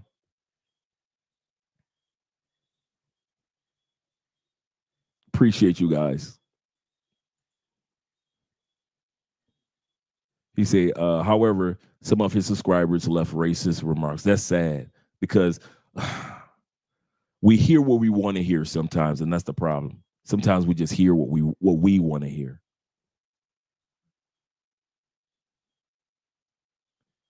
But let me show you guys this real quick before I let you guys go. This is going on the Patreon this week. Let me move myself out of the way. This is the questionnaire that's going to go on the Patreon that is an offspring of what the book is. So this, all the paid Patreon members, you're going to get this week. And I'm going to have a video that goes along with it. Lower price, better life abroad, your ultimate moving overseas checklist. So I start off with a few paragraphs of encouraging you, so forth and so forth. But then here's the bulk of it all. You know, the visit of a new location, things like that. I even give you a little bit more information. But let's get down to the meats, the nuts and bolts. Let's get started with some questions. You're going to ask yourself about your pre-move budget. You need to ask yourself about what type of neighborhood you want to be in or prioritize. Have you scheduled appointments to visit schools or workplaces if you're going to work in that new country, or if you're going to I'm noticing a lot of families are moving to other countries. They need to know information about how to get their kids to school. I just did a consultation with a family. They're moving down here to Colombia. They need information on the school system down here, how to get the kids enrolled. How will your documents, how your documents of important information during your trip. So you talk about what important documents you need. Are there any cultural or logistical changes that you need to address when you're just visiting? We're just talking about visiting a country. Then I just break everything down in the questionnaire form. I put down notes down here that you need to take after you answer all these questions for yourself. Are you ready for the big day? Your flight, I talk about that. This may be your first time flying. Start with your why you're taking the trip. Give you a little Zig Ziglar quote. Why are you even taking this trip? Why are you thinking about moving to this country? Doing your homework. The next thing that you need to do is master your money. The next thing you need to do is travel, means test the waters. The next thing that you need to do is tackle the legal stuff, like having a copy of your birth certificate, having a copy of, a printed copy of your passport, things like that. Secure your health and wellness. So I talk about things that you need to do, learning the language, all these steps, these 10 steps that a person needs to take for your first journeys, just even visiting a new country. If you need to do a consultation or getting professional help with anything, make sure that you do that. Then I give you some references and the websites that you can go to. And then if we zoom this back out, let me zoom this back out a little bit. I'll do this all the way through the questionnaire. So you have all these references, not just for US, UK, and Canada as well. For money, when it comes to money transfer, this is one thing that we're looking at: money transfer and taxes. Airbnbs, retirement budget calculator, your expat professionals, how to handle your visa and passport application process. This is in the questionnaire. So these are questions that you're going to ask yourself about the visa and the passport.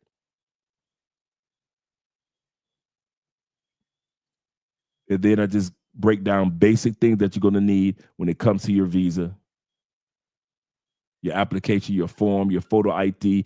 A lot of you guys forget about your federal background check. They've been asking for that. In many countries, they've been asking about your federal background check. Let me blow this back up for us, make this a lot larger.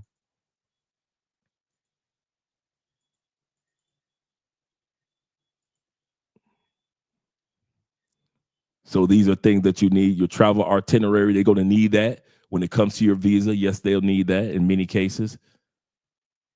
The health and medical requirements when it comes to getting most visas.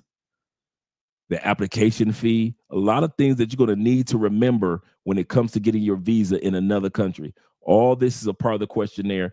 The questionnaire goes from it's in let me see if I created a I thought I created an index for this. I'm going to create an index for this.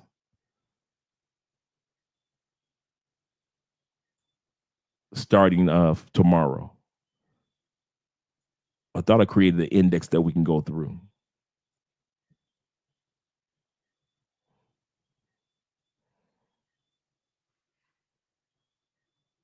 How to handle your visa. Let's scroll down. Let's go to, we talked about that.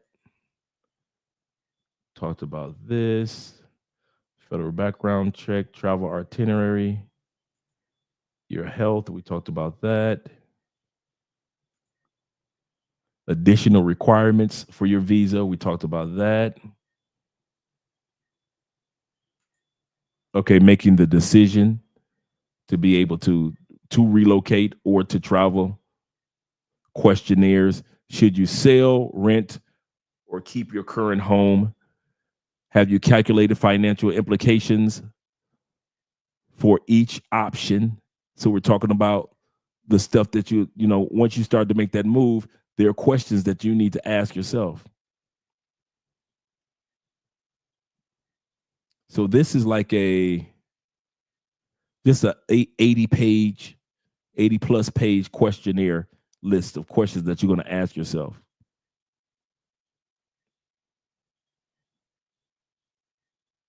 From your banking and other paperwork that you're going to need to bring with you.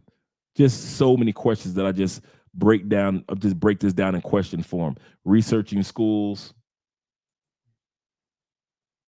contacting international movers. I even got a section in here when it comes to your pets.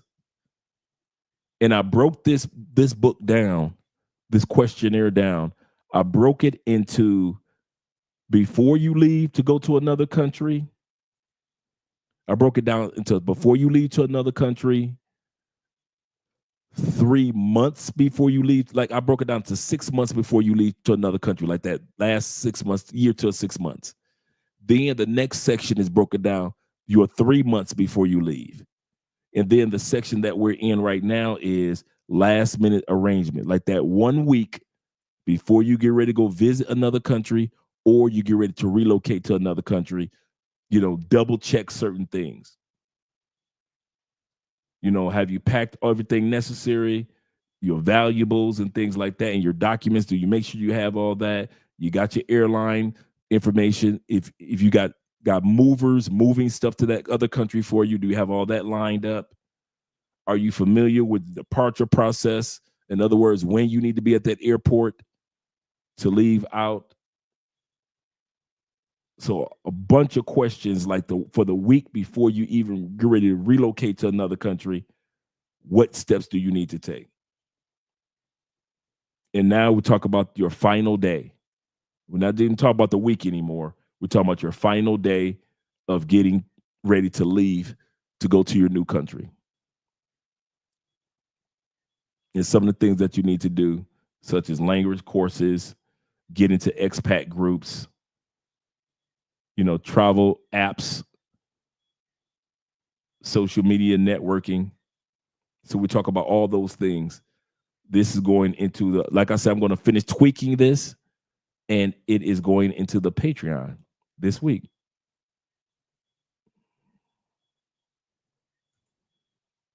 You know how many women I smashed that are for real? Seriously, brother, I'm with you on that one.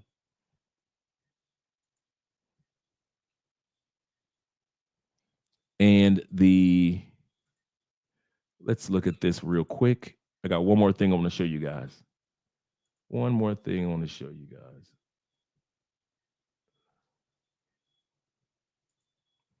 And I'm going to show you an outline real quick. I'm going to just show you the outline of anywhere is possible.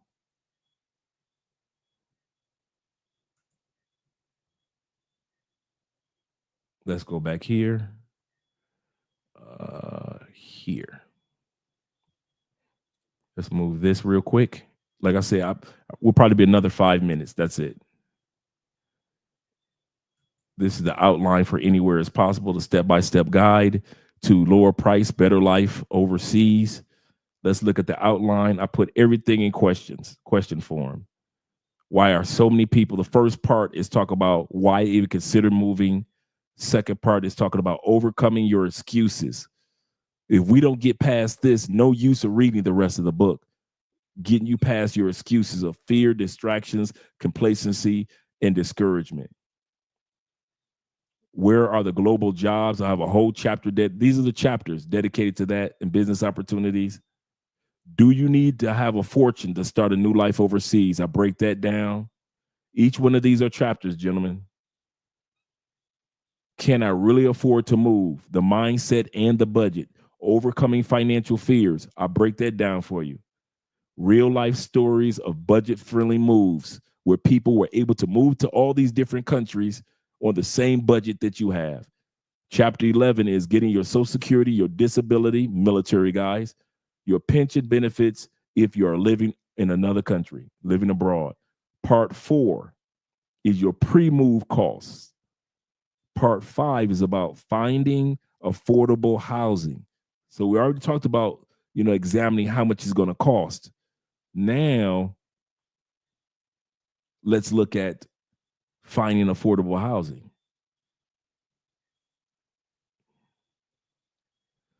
Earning a living overseas, part 6.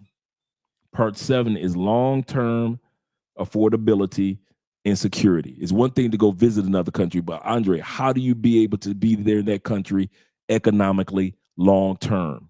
So we talk about that. Finding the right country for you. What was a good country for me may not be the best country for you. So how do you find that right country? My fellow Canadians, Americans, as well as people from the UK. Part 9 is mastering the relocation process. So I'll walk you through the process of relocating, the resources, everything that you need. Steps to obtaining your travel visa in another country. Creating a relocation plan and a timeline. How do you do that? Part 10, now that you've done all the hard work, you're living in your new country. How do you thrive and survive your new country? A lot of guys don't know this. And I put this in the senior chapter. Among older people over 60 that relocate outside the United States, did you know this? Only 20% ever go back. We're talking about people over 60 that's living only on Social Security or their pension or their military benefits. Do you know only 20% ever go back? Of U.S. expats, just in the United States, U.S. expats, only 4% of us ever go back to live in the United States full time.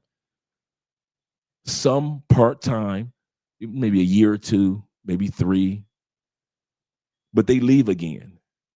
Only 4% of Americans, once you leave the United States, life is so good for you at your budget. Here's a part on your budget. Only 4% ever go back. And among seniors, only 20% ever go back. Even older people listen, I can see them grandkids on my cell phone. I can see them grandkids on my cell phone. Section 10, we just looked at section 10, which is the conclusion and conclusion. I talks about I give a whole chapter on there is no such thing as a perfect time. There is not going to be a perfect time, gentlemen. There's not a perfect time to get married. There's not a perfect time to have kids. There's not a perfect time to relocate to another country. I got a checklist in here for all you movers as well. And then I've got the index. If I go all the way down to the index with all the references and all the information that you'll need for each one of the chapters. So this scroll down to chapter 54, but you'll see I have all the references of all the information.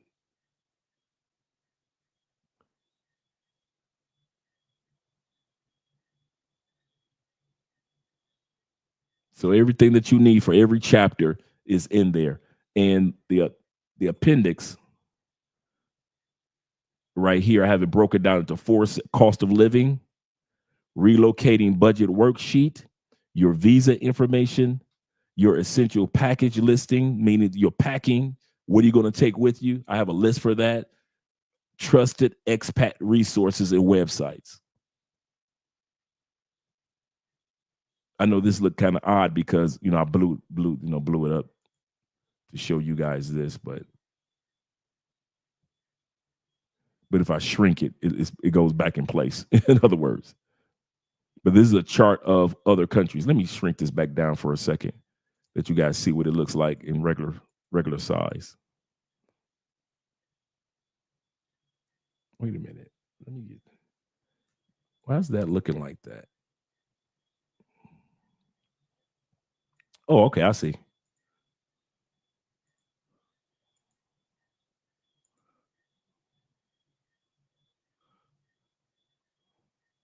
Let me go here.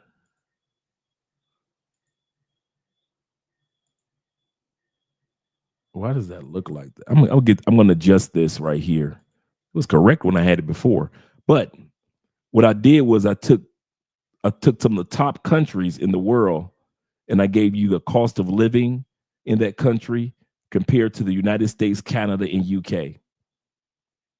So Thailand, Mexico, Colombia, Vietnam, and I took several countries and compared the cost, your medical, as well as your groceries, all of that. So you get to compare it to the United States, and that's in the book. So I have all that in the appendix of the book toward the end of the book.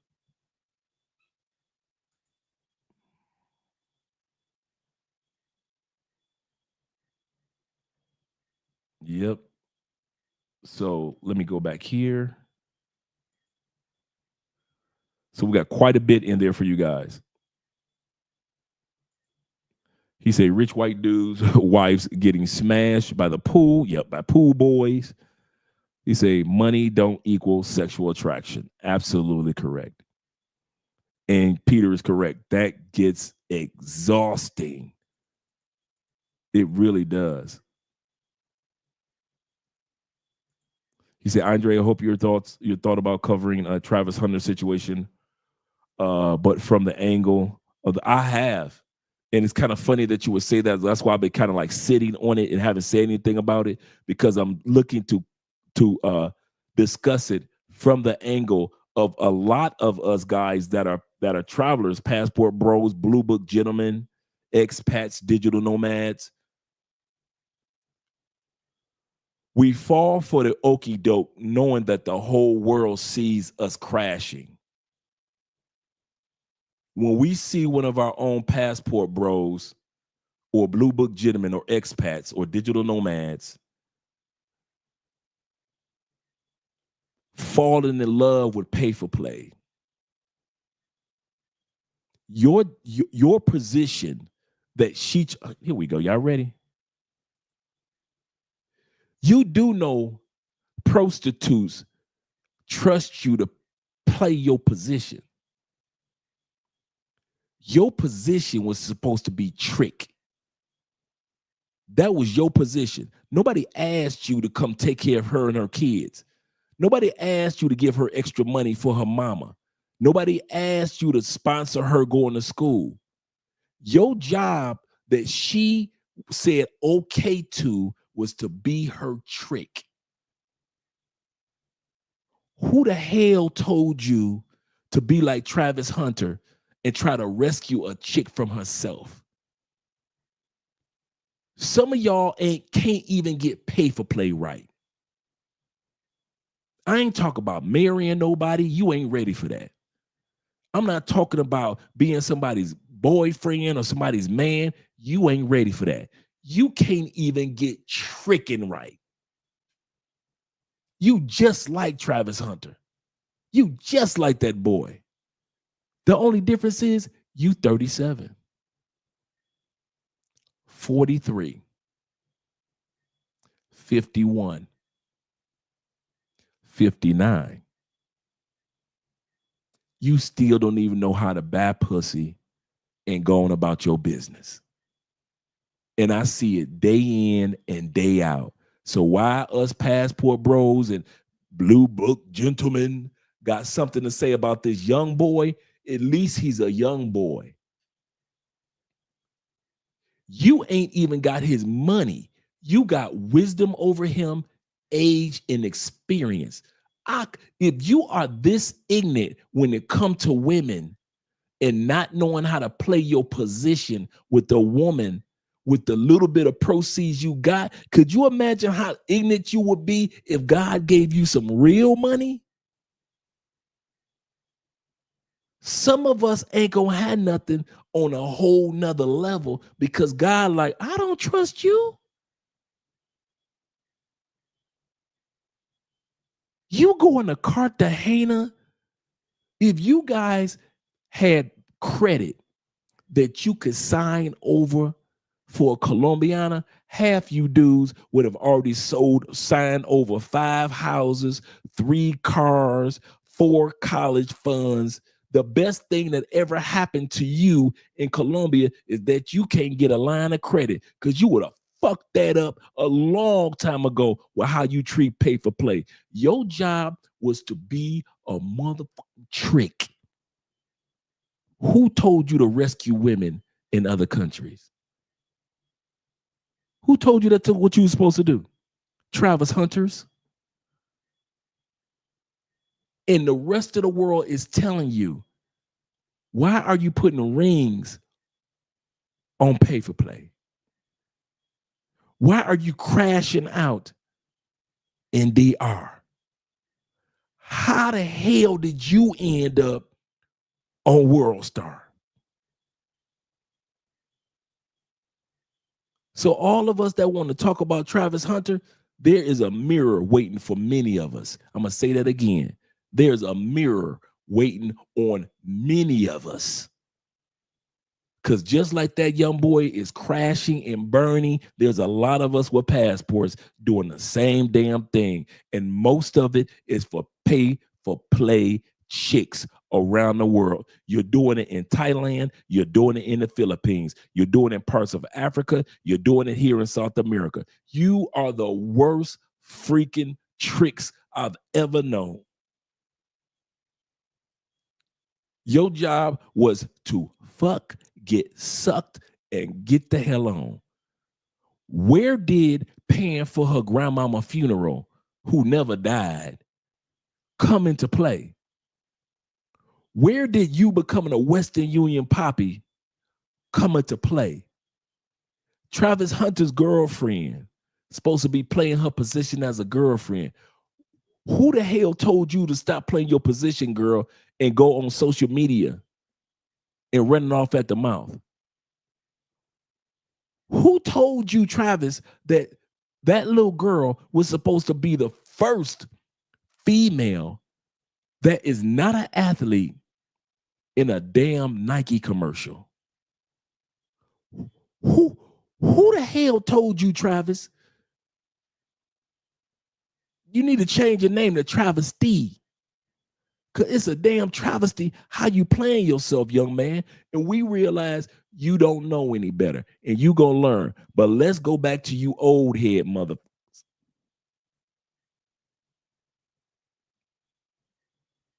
You doing the exact same thing. It ain't tricking if you got it. It ain't tricking if you stupid.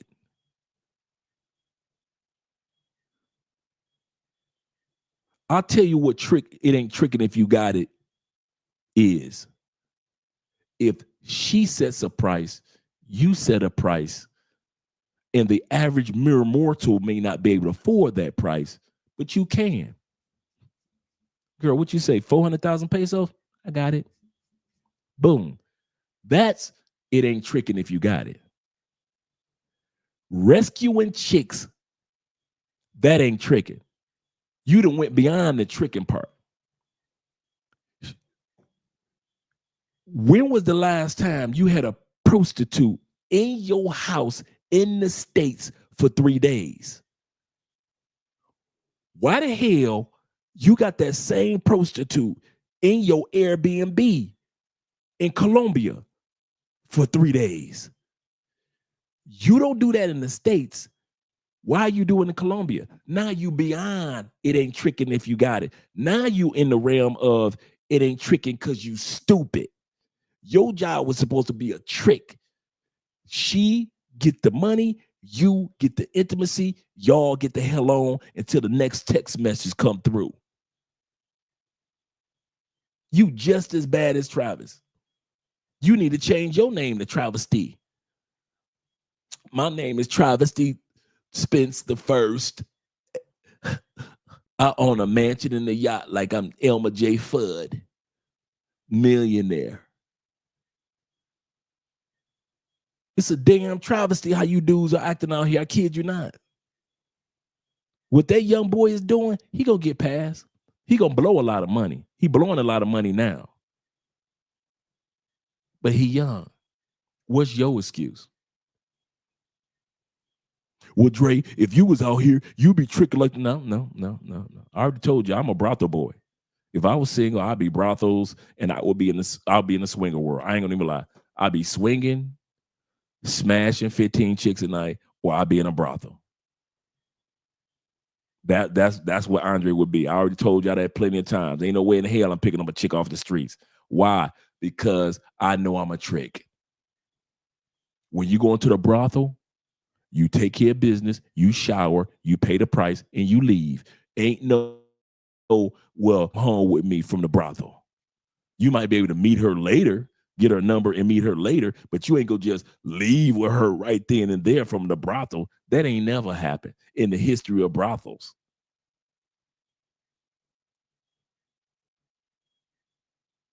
That's why some of you dudes need brothels, because you fuck up on your own.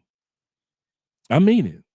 Some of you dudes that pay for play, you crash out on your own. You need a brothel. It's not like you need to go to a brothel. You need a brothel to protect you from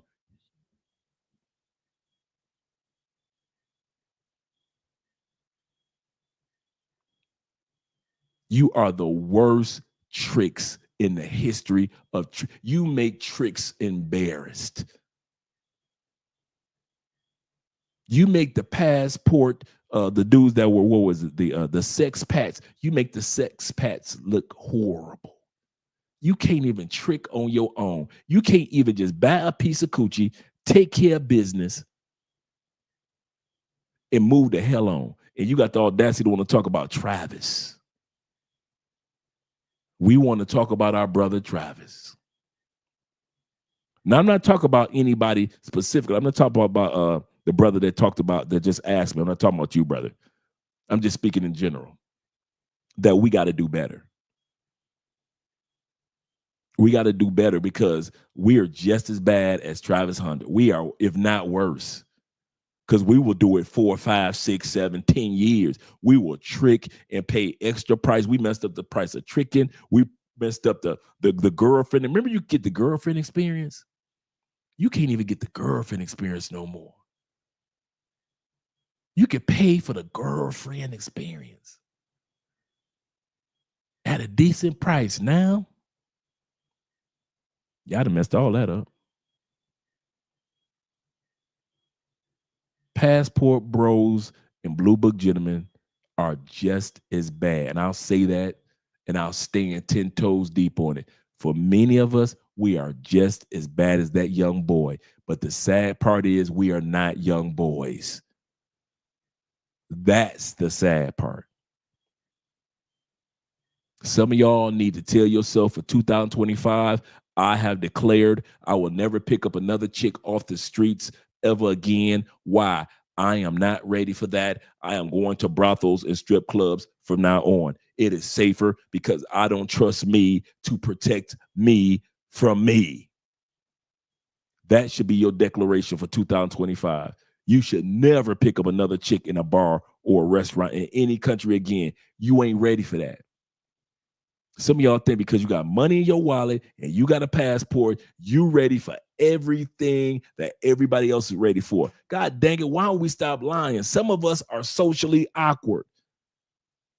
You spend so many years in college and your head down in the books and getting your career on track. You had your head down in the military and you moved up. You had your head down in your career and you moved up and you made money and you made moves. And you own this and you own that. But when it comes to relationships and relating to women, especially beautiful women, many of us don't want to admit some of us are still socially awkward, not economically awkward, not educationally awkward, not mentally awkward, but socially, some of us don't know how to tell pretty pussy no.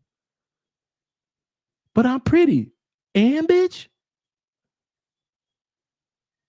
we are just like Travis.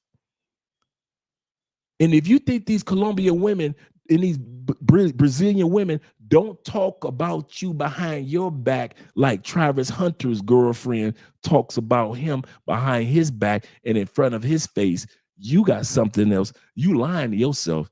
Your Colombian woman talks about you bad to her family, to her friends, and then here you come showing up on Christmas and you thinking everybody cool with you. They've been laughing at your ass. Grandma laughing at you. Everybody laughing at you. Why? Because they know that her grandma like my poor granddaughter. She's always been a hoe. I don't know why that American man try to act like my granddaughter ain't no hoe when I know that she's a hoe. Somebody tell that boy to leave my granddaughter alone. What is he doing coming down here to Colombia messing with my granddaughter? Somebody introduce that boy to a good woman. Could y'all do that for me? Granddaughter, why is you doing that to the American dude? He's a good young man. Now, you know you a hoe. You've been one ever since you was 15 years old. You ain't changed a bit. You 25. Even the grandmama know. Everybody know, but you were just like Travis Hunter. You gonna see what you want to see. And a lot of us men are like that. A lot of us men are like that. A lot of us men are with passports. We're horrible when it comes to social behaviors that we should have mastered by now. At this stage of life, we're horrible socially. Horrible.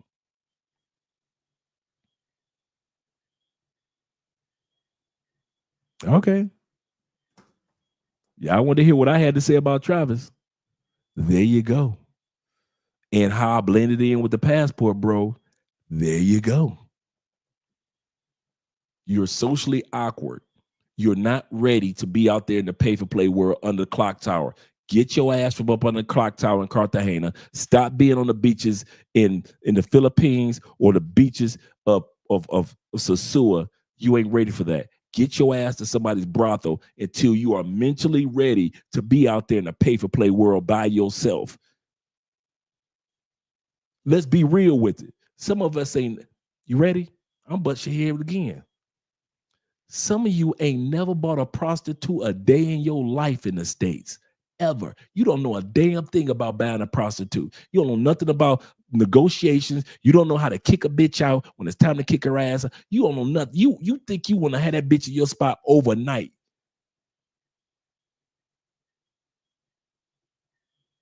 You don't know nothing about buying pussy. Nothing. You know how to make money. Hell yeah, you know how to make money. But when it comes to buying a product, you ain't never name the bunny ranch that you went to in the States. Name the all-star event that you went to and you bought 3 prostitutes in the States. Oh, you ain't buy one. You ain't never bought a prostitute. Dude, I probably only had 1 or 2 in my life in the States. I can't come to Colombia and act like because I had 1 or 2 that I just got this game on lock when it come to pay for play. No, I'm a brothel boy. I got enough sense to admit to myself, I don't know what the f is going on, and I don't know the language like that. I don't know the culture like that. I don't know this female or her people like that. She fine, but I don't know nothing about these people. I'm not that good when it comes to buying pay for play. So let me take my happy ass over here where the people that don't know what the fuck they doing go to. Brothels, swinger spots, strip clubs.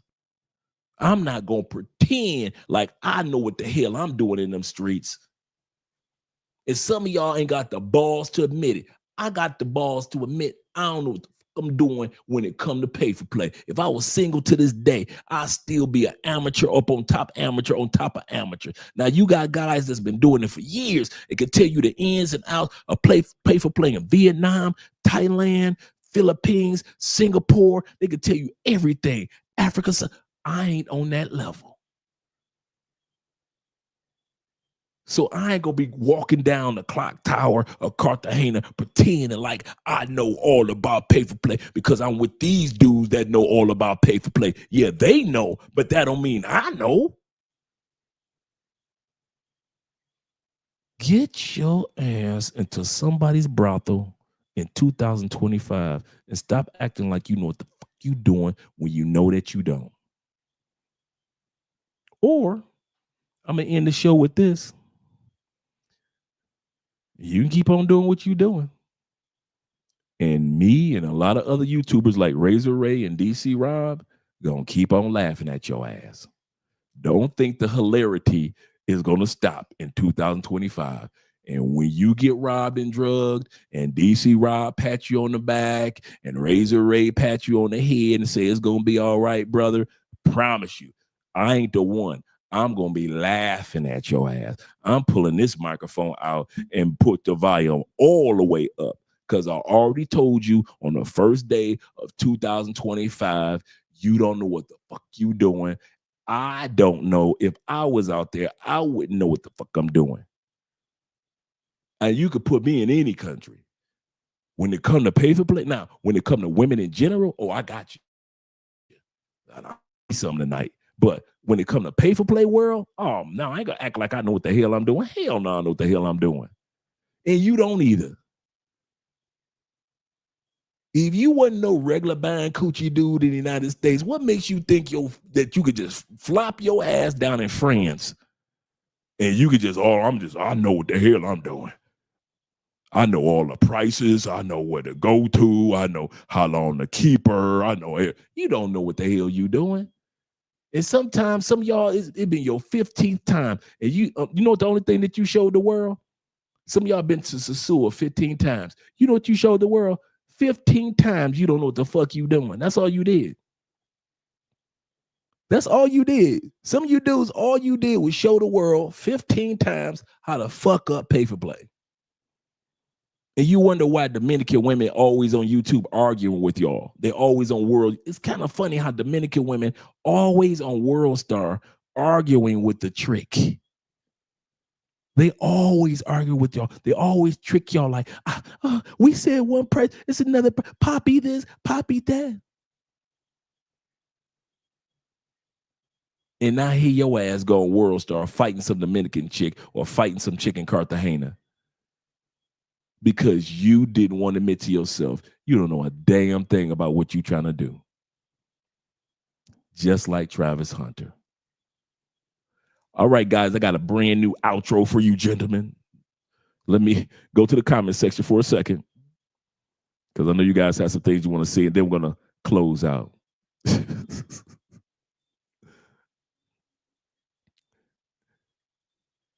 Haley says this. He said, damn, Dre. I like this. He says, what these ninjas need to be hearing. Shout out to you, brother. Appreciate you being here, man. Appreciate you. Yep, buying refrigerators. Preach. My man Jay said, he said, what up, my friend? Happy New Year's to you too. And all you guys, Happy New Year's. Happy New Year's. Eke says this. He said, this man created a modern travel almanac. Yes, I did. Yes, I did. Sign me up. Travesty. That should be his name. Travesty. Yes, sir. Oh, he said, Meek says this. He said, also speaking to myself with the comment, Love can't be brought. It can't. Money can't buy you love, like the Beatles said. Chef Dre cooking right now. Pete says facts.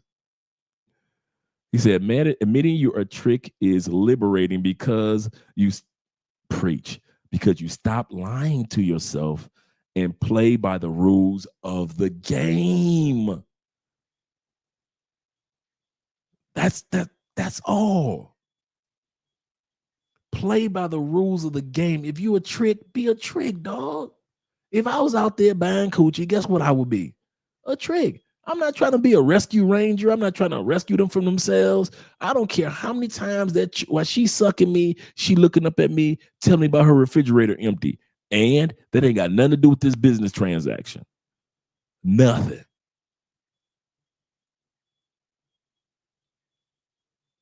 See, you dudes, I see who I'm working with.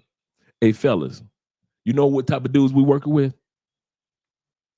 Them the dudes that go to the strip club, Magic City, and try to talk the strippers out of being strippers. Instead of just taking their ass to Atlanta, enjoying Magic City and all the other strip clubs, they want to. These the dudes that try to save strippers. You know, you ain't got to always be a stripper, girl. Tell me about your dreams. What do you want to be in life? Well, you know, I can help you out with that. See, them Kanye West dudes, they want to go to a strip club, meet the Amber Rose, and then level up their life. Or think that they can level up their life. Guess what? Is it just me? Is Amber Rose still ain't shit? No matter how much money she got, no matter how much child support she getting for Wiz Khalifa and all these other dudes, Amber Rose, if you think about it, from the time that Kanye took out the strip club life to now, she still ain't shit. She ain't leveled up. She ain't say, you know what? I don't need money. I can go back to school. I can be somebody. I can accomplish something. I can be somebody amazing. She's still the same strip club chick that she was prior to Kanye taking her out the strip club. Amber Rose ain't done shit. That's you dudes.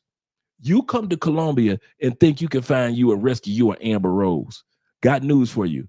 All you dudes that rescue women in Colombia, guess what? I ain't seen none of y'all women become attorneys. Ain't none of them broke bitches become doctors. Ain't none of them become nurses. I ain't heard no stories, nothing about none of y'all women that bought some property. I ain't seen none of y'all women said thank you. That helped my mama with her medication.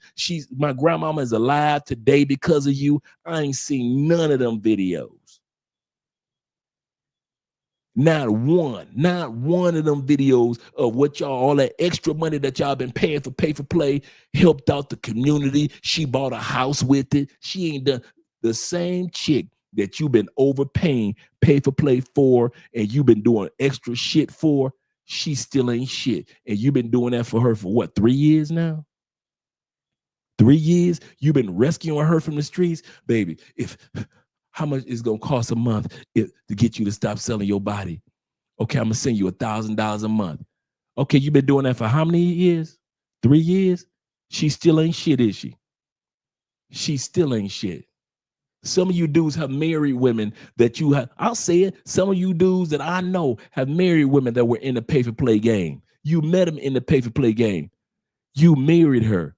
She still ain't shit, and she married to you.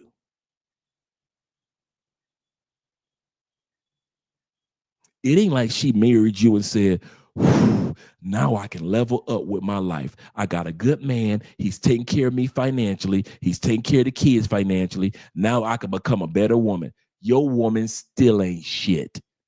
She still carry herself the way that she did. She still communicates the way that she did. She still smoke. She still drink the same way that she did when she was in them damn streets. And the only difference now, she got a ring on her finger and she's your responsibility. But she still carries herself as if tomorrow morning, if you died, that bitch can walk back out on the streets and still make money.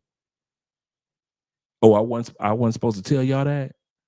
Oh, I'm supposed to pretend like I don't see that y'all women ain't shit. Oh. Well, everybody's not Andrea. We ain't talking about Andrea. We talking about your bitch. We talking about you being Travis Hunter. With all the talents, with all the skills. You are one of trillions. Some of you guys don't even realize this, how simple-minded we are as men. There have been billions of years in this universe before you were born. You are so special to this universe. There will be billions of years after you, and there will never, ever be another you walking in a universe. Fuck just walking on a planet. In a universe, not in a solar system, in a universe. Billions of years prior to you happened to get you to be on this planet. Billions of years after you are gone, there will never be another you, ever in the history of ever. And you want to waste it on a bitch. Why you think I be so hard on you dudes when it come to these, how y'all be treating these motherfuckers that just a regular ass random chick? Because I see you as billions of years before, and I see the billions of years after you and I are gone. I don't care if, like we just talked about before, I don't care if it's a bunch of rich bitches. They ain't worth our time. There will be billions of years after Andre is gone, and there will never, ever be another Andre like this one. And you think I'm gonna fuck it over with some trick bitch? Man, fuck that. Why you think I keep my head down and I focus on my life and I focus on my wife? Because I know that I got about a good 30, 40 years of this never to be seen again in the universe left. I'll say that again. You got maybe 30, 40 good years, healthy years left on this in this universe. Once them 40 are gone, there will never be another me. And for me to fuck it up over these bitches, because they look good, because they can suck good, stop acting like Colombian women and Brazilian women are the first good piece of pussy you ever had. Could we at least start there? Can we at least start by acting like the two motherfucking Philippine twins that was sucking your asshole weren't the first women to suck your asshole? Can we at least start there? Get some backbone about us. God damn. No wonder they think American men are soft. Every country we go to, they laugh at us because we show how soft we are by the money that we spend. I'll say that again. We don't show how soft we are because we don't whoop asses in other countries every time we turn around. We don't show how soft we are because we don't cuss women out. No, we show how soft we are to other men in other countries by how we open up our wallets for a bitch in a New York minute. That's why they call us soft. We some overspending motherfuckers from Canada, overspending motherfuckers from Eastern Europe and Northern Europe, overspending people from UK and Australia. We always want to overspend on some shit. And the local men be looking at us like this dumb motherfucker. I fucked that same bitch three weeks ago for 15,000 pesos. And you paying 400,000 pesos when you got your dumb ass off the... Boy, oh boy. How the mighty is falling. But we American men supposed to be the shit. The fuck out of here. We scared to tell a bitch, listen, I'll give you 50,000. 50,000 what? 50,000 pesos, bitch. That's 3 times the amount that the Colombian gave you last week. Now you want it, you don't. This pussy is 400,000. Yeah, okay. I'm about to finish my drink. By the time I finish this drink, you better take this 50. Because if you don't take it, that bitch right around the corner that I've been watching for the last half an hour that ain't nobody talked to, that bitch will take it.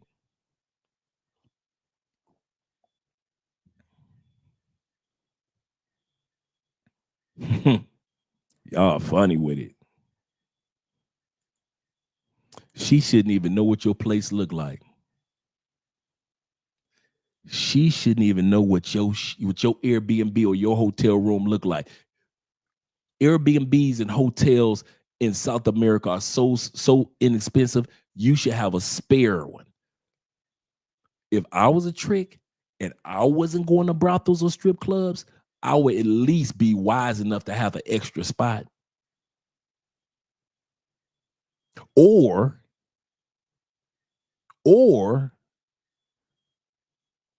like I said, in Colombia, they got all these hotels, these 4-hour hotels, very romantic, very nice, jacuzzis on the inside. You could get them from 1 hour to 4 hours. They're all over the city, and the female cannot leave the property. And there's cameras on the outside. The female can't even leave the freaking property unless the security opens up the doors to let you guys out of the garage area. There is no just walking up out of there. So as soon as you pull up in one of those spots, them chicks already know, damn, I can't drug him. Why? Because I can't get out this motherfucker. If I drug him, they gonna come in to check and I'm going to jail.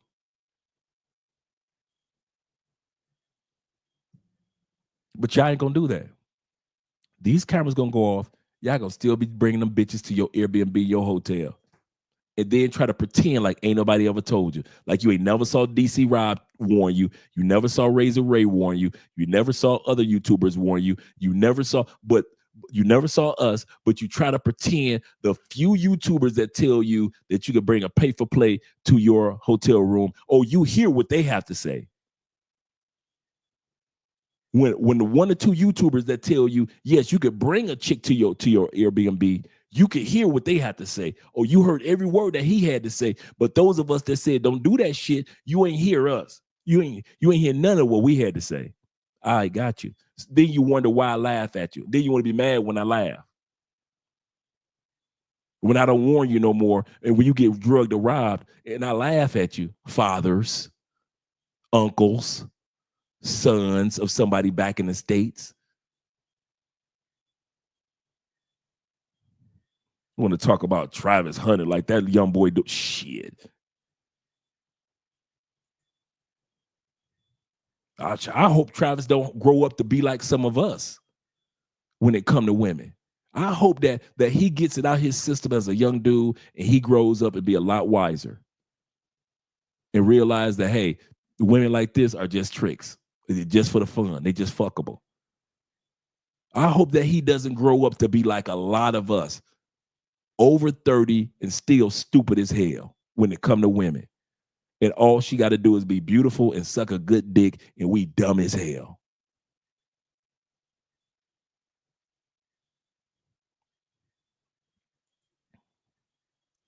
Oh, they don't know about this swing? Okay. Boy, keep on wasting your money in other spots. For real. He said, no, he said, we're not that bad. Travis complete. Yeah, we that bad.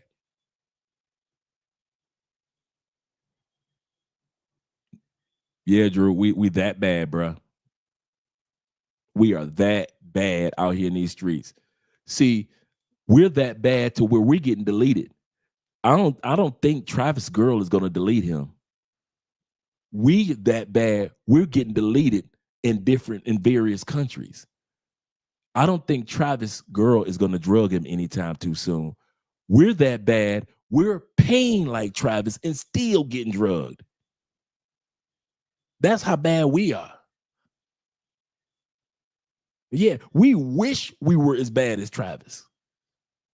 At least some dudes wouldn't be in the morgue if we was just as bad as Travis. We worse than Travis. Shit. We make Travis shit look like him and his girlfriend just running through dandelions. That's how bad many of us are. We are past fuck boys. We are fuck up boys. We past the fuck boy phase. Many of us are just straight fuck ups.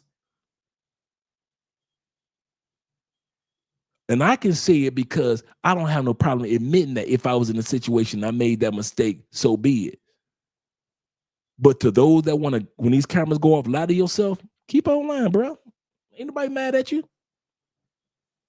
If you're going to be paid for play, do it right. You are a trick. That's it. Stop trying to rescue people. Anybody asked you to come down to these damn countries? Anybody told you to go to Brazil and rescue no damn body? Anybody told you to go to Ecuador, Mexico? Who the hell told you to take your ass to Panama rescuing bitches? I always want to rescue so damn body. White boys, you just as bad as brothers. So I ain't just talking about brothers. Y'all white boys always want to rescue some goddamn body, and the bitch ain't shit. And then when she take you for all your shit, you want to be like, what? I can't believe it. I can't believe the girl in Thailand did me wrong. Everybody in Thailand knew your bitch wasn't shit. They warned you, white boy, that your white girl in Thailand wasn't shit, but you want to ignore them. You thought you could be the only white boy to rescue her from her plight of prostitution. Huh? How'd that work out? You got her off the streets, didn't you? Right. But her mentality was still a hustler. And so she hustled you out of every fucking thing in your 401k that you had saved for 15 years. Who's the dumbass? Her for leaving the streets, or you for getting hustled to where she could leave the streets and get all of your 401k, white boy? You just as dumb as the damn brothers. And Latin dudes from the States, don't think we don't know that y'all do the same stupid shit too. Take your ass down to Brazil and you get fucked over just like the damn Asian dudes do. Oh, we laugh at your ass too. Y'all think because y'all in the Latin shit.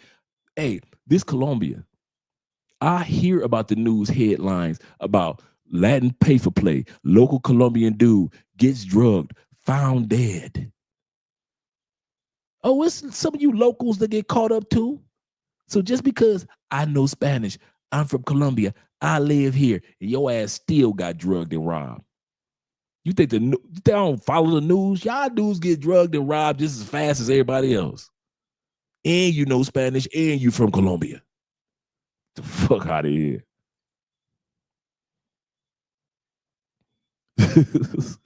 I'm serious, man. I am serious. Yeah, he has billionaire potential. I really believe that too. I think that eventually, he's gonna wake up to what's taking place. But I bet you Travis wakes up before a lot of us do. Bet that. I bet Travis wakes up and realizes who he is as a man before a lot of us wake up to realize who the hell we are as a man. You are somebody's freaking father. How the fuck you putting your life in jeopardy in other countries? You are somebody's son. Your mom and your daddy's still alive. They might be in their 70s or 80s, but they still alive. Last thing that woman needs to hear in her last year is that your dumb ass got drugged in Colombia because you didn't know how to get a second Airbnb or a second hotel or go to a hotel that has security and not bring them bitches back to your main room. So now your 71-year-old mama lost her son, or she got to worry about her son. Your mama's 71 years old. She don't know a damn thing about a damn embassy and how to contact the embassy. Neither does your 19-year-old niece. You are uncle. You somebody's uncle. You want to talk about Travis understanding who he is, you need to start realizing who the fuck you are. You are a trick. That's it. Go in there with your money, have sex, kick that bitch out. There is nowhere in the world she's supposed to be in your Airbnb overnight. Hell no, I don't need 2 or 3 of y'all at the same time. Get the fuck up out of here. Not in my spot. Now, if we got a separate spot, or we go into one of those hotels, those 4-hour hotels with security where neither one of you bitches can get out of here, okay, cool. But when I be seeing dudes in DR, y'all be cheering that bullshit on. There's like a video clip that's been out a few years where like the dudes in DR, and you see they open up the door, like 10 women, gorgeous Dominican women, walk into the spot, and y'all thought that was the shit. Look at them. They got, damn, they fine, damn. I'm thinking to myself, like, why is these bitches in your spot? Would you do that in the States? Oh, no? Then why are you doing it in DR? Why are you filming it just to flex? fucking American men and European men and Canadian men, we got such low fucking self-esteem. We need everybody to co-sign our shit. We always got to have somebody co-sign our shit. Everything got to be on camera so everybody can go in the comment section and co-sign your shit, make you feel good about you. Is your life that fucked up? You need everything co-signed? Everything. You got to film everything just so you can go back to the comments about 3 hours later. So, yeah, I'm the shit. But then there's always one like me that's going to tell you the truth. Travis going to wake up before a lot of you travesties wake up. Believe that.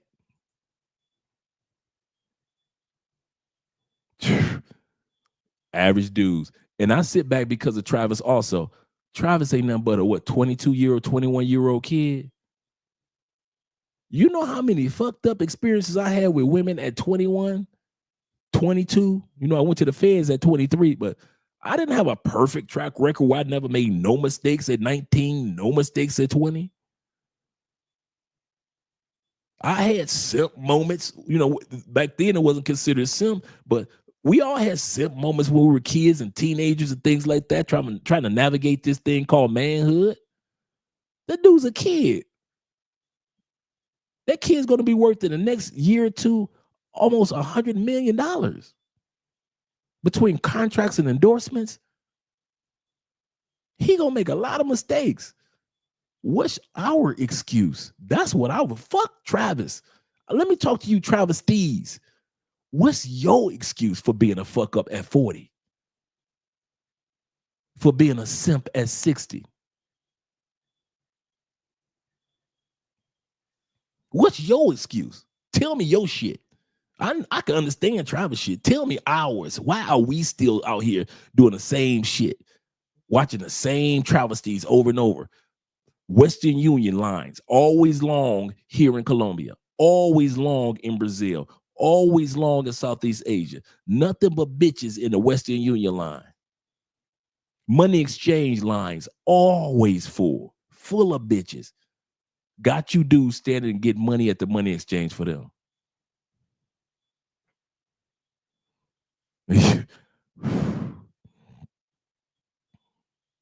Treat them like princesses. Right. You ain't gonna see that one. You are not gonna see a dude getting drugged in the brothel. If it happens, they know. But you know how much money to get? Man, please.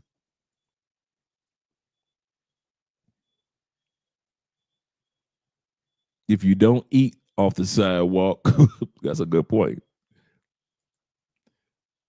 DJ says this. He say most dudes never have two chicks at once, but always want to fly close to the sun around people they never seen. That is so true. That's a good way of putting it. Jay says this. He said, yeah, well, my best friend were strippers back in the day, and I control all of them. Let's say that everything that you're saying is true, Jay. But you're an anomaly. You see what I'm saying?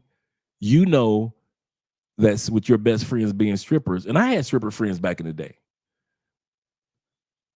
With your best friends being strippers, that you move in a different way in the strip world compared to the average bear. I'm talking about the average bear. I'm talking about us mere mortals that may not move like you have been able to. You see what I'm saying with that? So you stand out. I'm talking about these average moms that be flying down here, made their money. True, I'm proud of you. I'm proud of you. But then at the end of the day, 15 times you showed them that you didn't know what the fuck you were doing. You didn't know what you was doing. That's all you did. And they love it. Girl, here he come. Which one? You know which one. Oh, what? Girl, we about to get paid. Why? The dumb one just got off the plane. No, girl, you know the dumb one we've been telling y'all about? Is that the one? Yo, here he come, girl. Here he come. Hola, papacito. Hola, papacito. Tried to turn fantasy into reality. Oh, welcome. Oh man, that's a good one. That's a good way of putting it. Let me wind this live stream. Let me make sure I hit all the super chats. I didn't hit everybody. Shout out to my man Kenneth once again, tonight's sponsor. Shout out to all you guys. Let me make sure I hit everybody on the Cash App, and thank you guys for joining the Patreon. And shout out to my man Black Nubian on the PayPal, and all you guys over on Rumble and YouTube. And Facebook.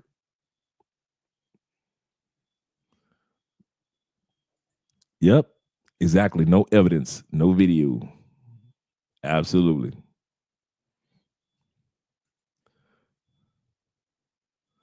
Yep.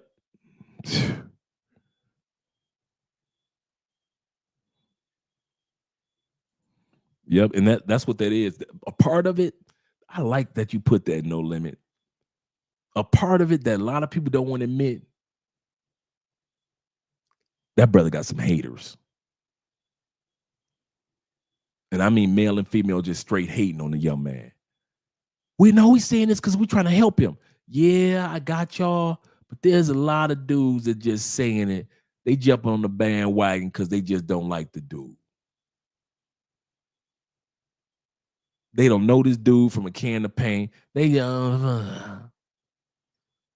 he getting used. I hope she taking for everything. Don't be wishing no evil on a young dude, man. Shout out to you guys. I got a new outro for you guys too to check out. Shout out to my man Jay Anderson. The great. Once again, appreciate you, brother. Appreciate all you guys that were here. We'll be here again mañana, tomorrow. And I'll be here Saturday, Sabado, as well as Sunday and Monday. Shout out to you. Shout out to you guys. Let's get ready with the new outro. If it's here, there we go.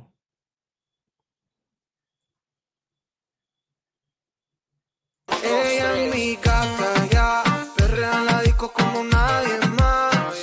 Ella es mi gata, yeah, ella es mi gata, ya, ella es mi gata, ya, perrea en la disco como nadie más. Ella es mi gata, yeah, ella es mi gata, ya. En fiesta es que no pierde ni una, es de aquí, pero parece de cuna, pero así no le piche a ninguna, criminal como nada para Dios. Ella sabe que de la disco no la van a quitar, los fines de semana son tan sueltos, hay que vacilar, ready, con ropita cortita para janguear y tirar, y ni se deja llevar, combina, la ropa con tu actitud es que dominas, chica con esa virtud rompe bocinas, no hay nadie como tú,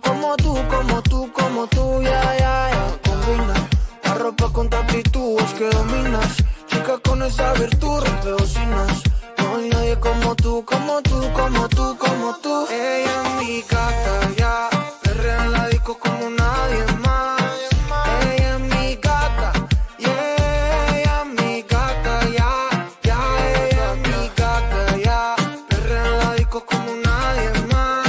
Ella es mi gata, yeah, ella es mi gata, ya. Un traguito destiné pa' la gata en la barra. Te vi por internet en una playa en Nicaragua. Ese buffet sí está gourmet, pero lleno de piraña. El río está movido, que está nada las arañas. Por eso que tú te acercas a mí. Me gusta más que tú, como te hago reír. Me encanta cómo besas, cómo me haces sentir. Eres especial, eres sola para mí. Y si nos vemos en Bahamas, ahí no hay nadie que nos daña. Una copa de madrugada, ya lo saben, tú mi reina y yo tu rey. Estamos listas en Bahamas. Aquí hay bellas madrugadas, romantiqueo en la playa. Ya lo saben, tú mi reina y yo tu rey. Ella es mi gata, ya, perrea en la disco como nadie más. Ella es mi gata, yeah, ella es mi gata, ya, ella es mi gata, ya, perrea en la disco como nadie más. Me gusta gozar y vacilar, y no te quito de Fernet. Solo ya es, pásalo, no solo tal vez. A ella le gusta gozar y vacilar, yeah. Con unos traguitos de Fernet, se le toda la timidez. Pásalo, no salo, tal vez. Ella es mi gata, ya. Perrea en la disco como nadie más. Ella es mi gata, yeah. Ella es mi gata, ya. Ella es mi gata, ya. Perrea en la disco como nadie más. Ella es mi gata, yeah. Ella es mi gata, ya. En fiesta es que no pierde ni una. Es de aquí, pero parece de cuna.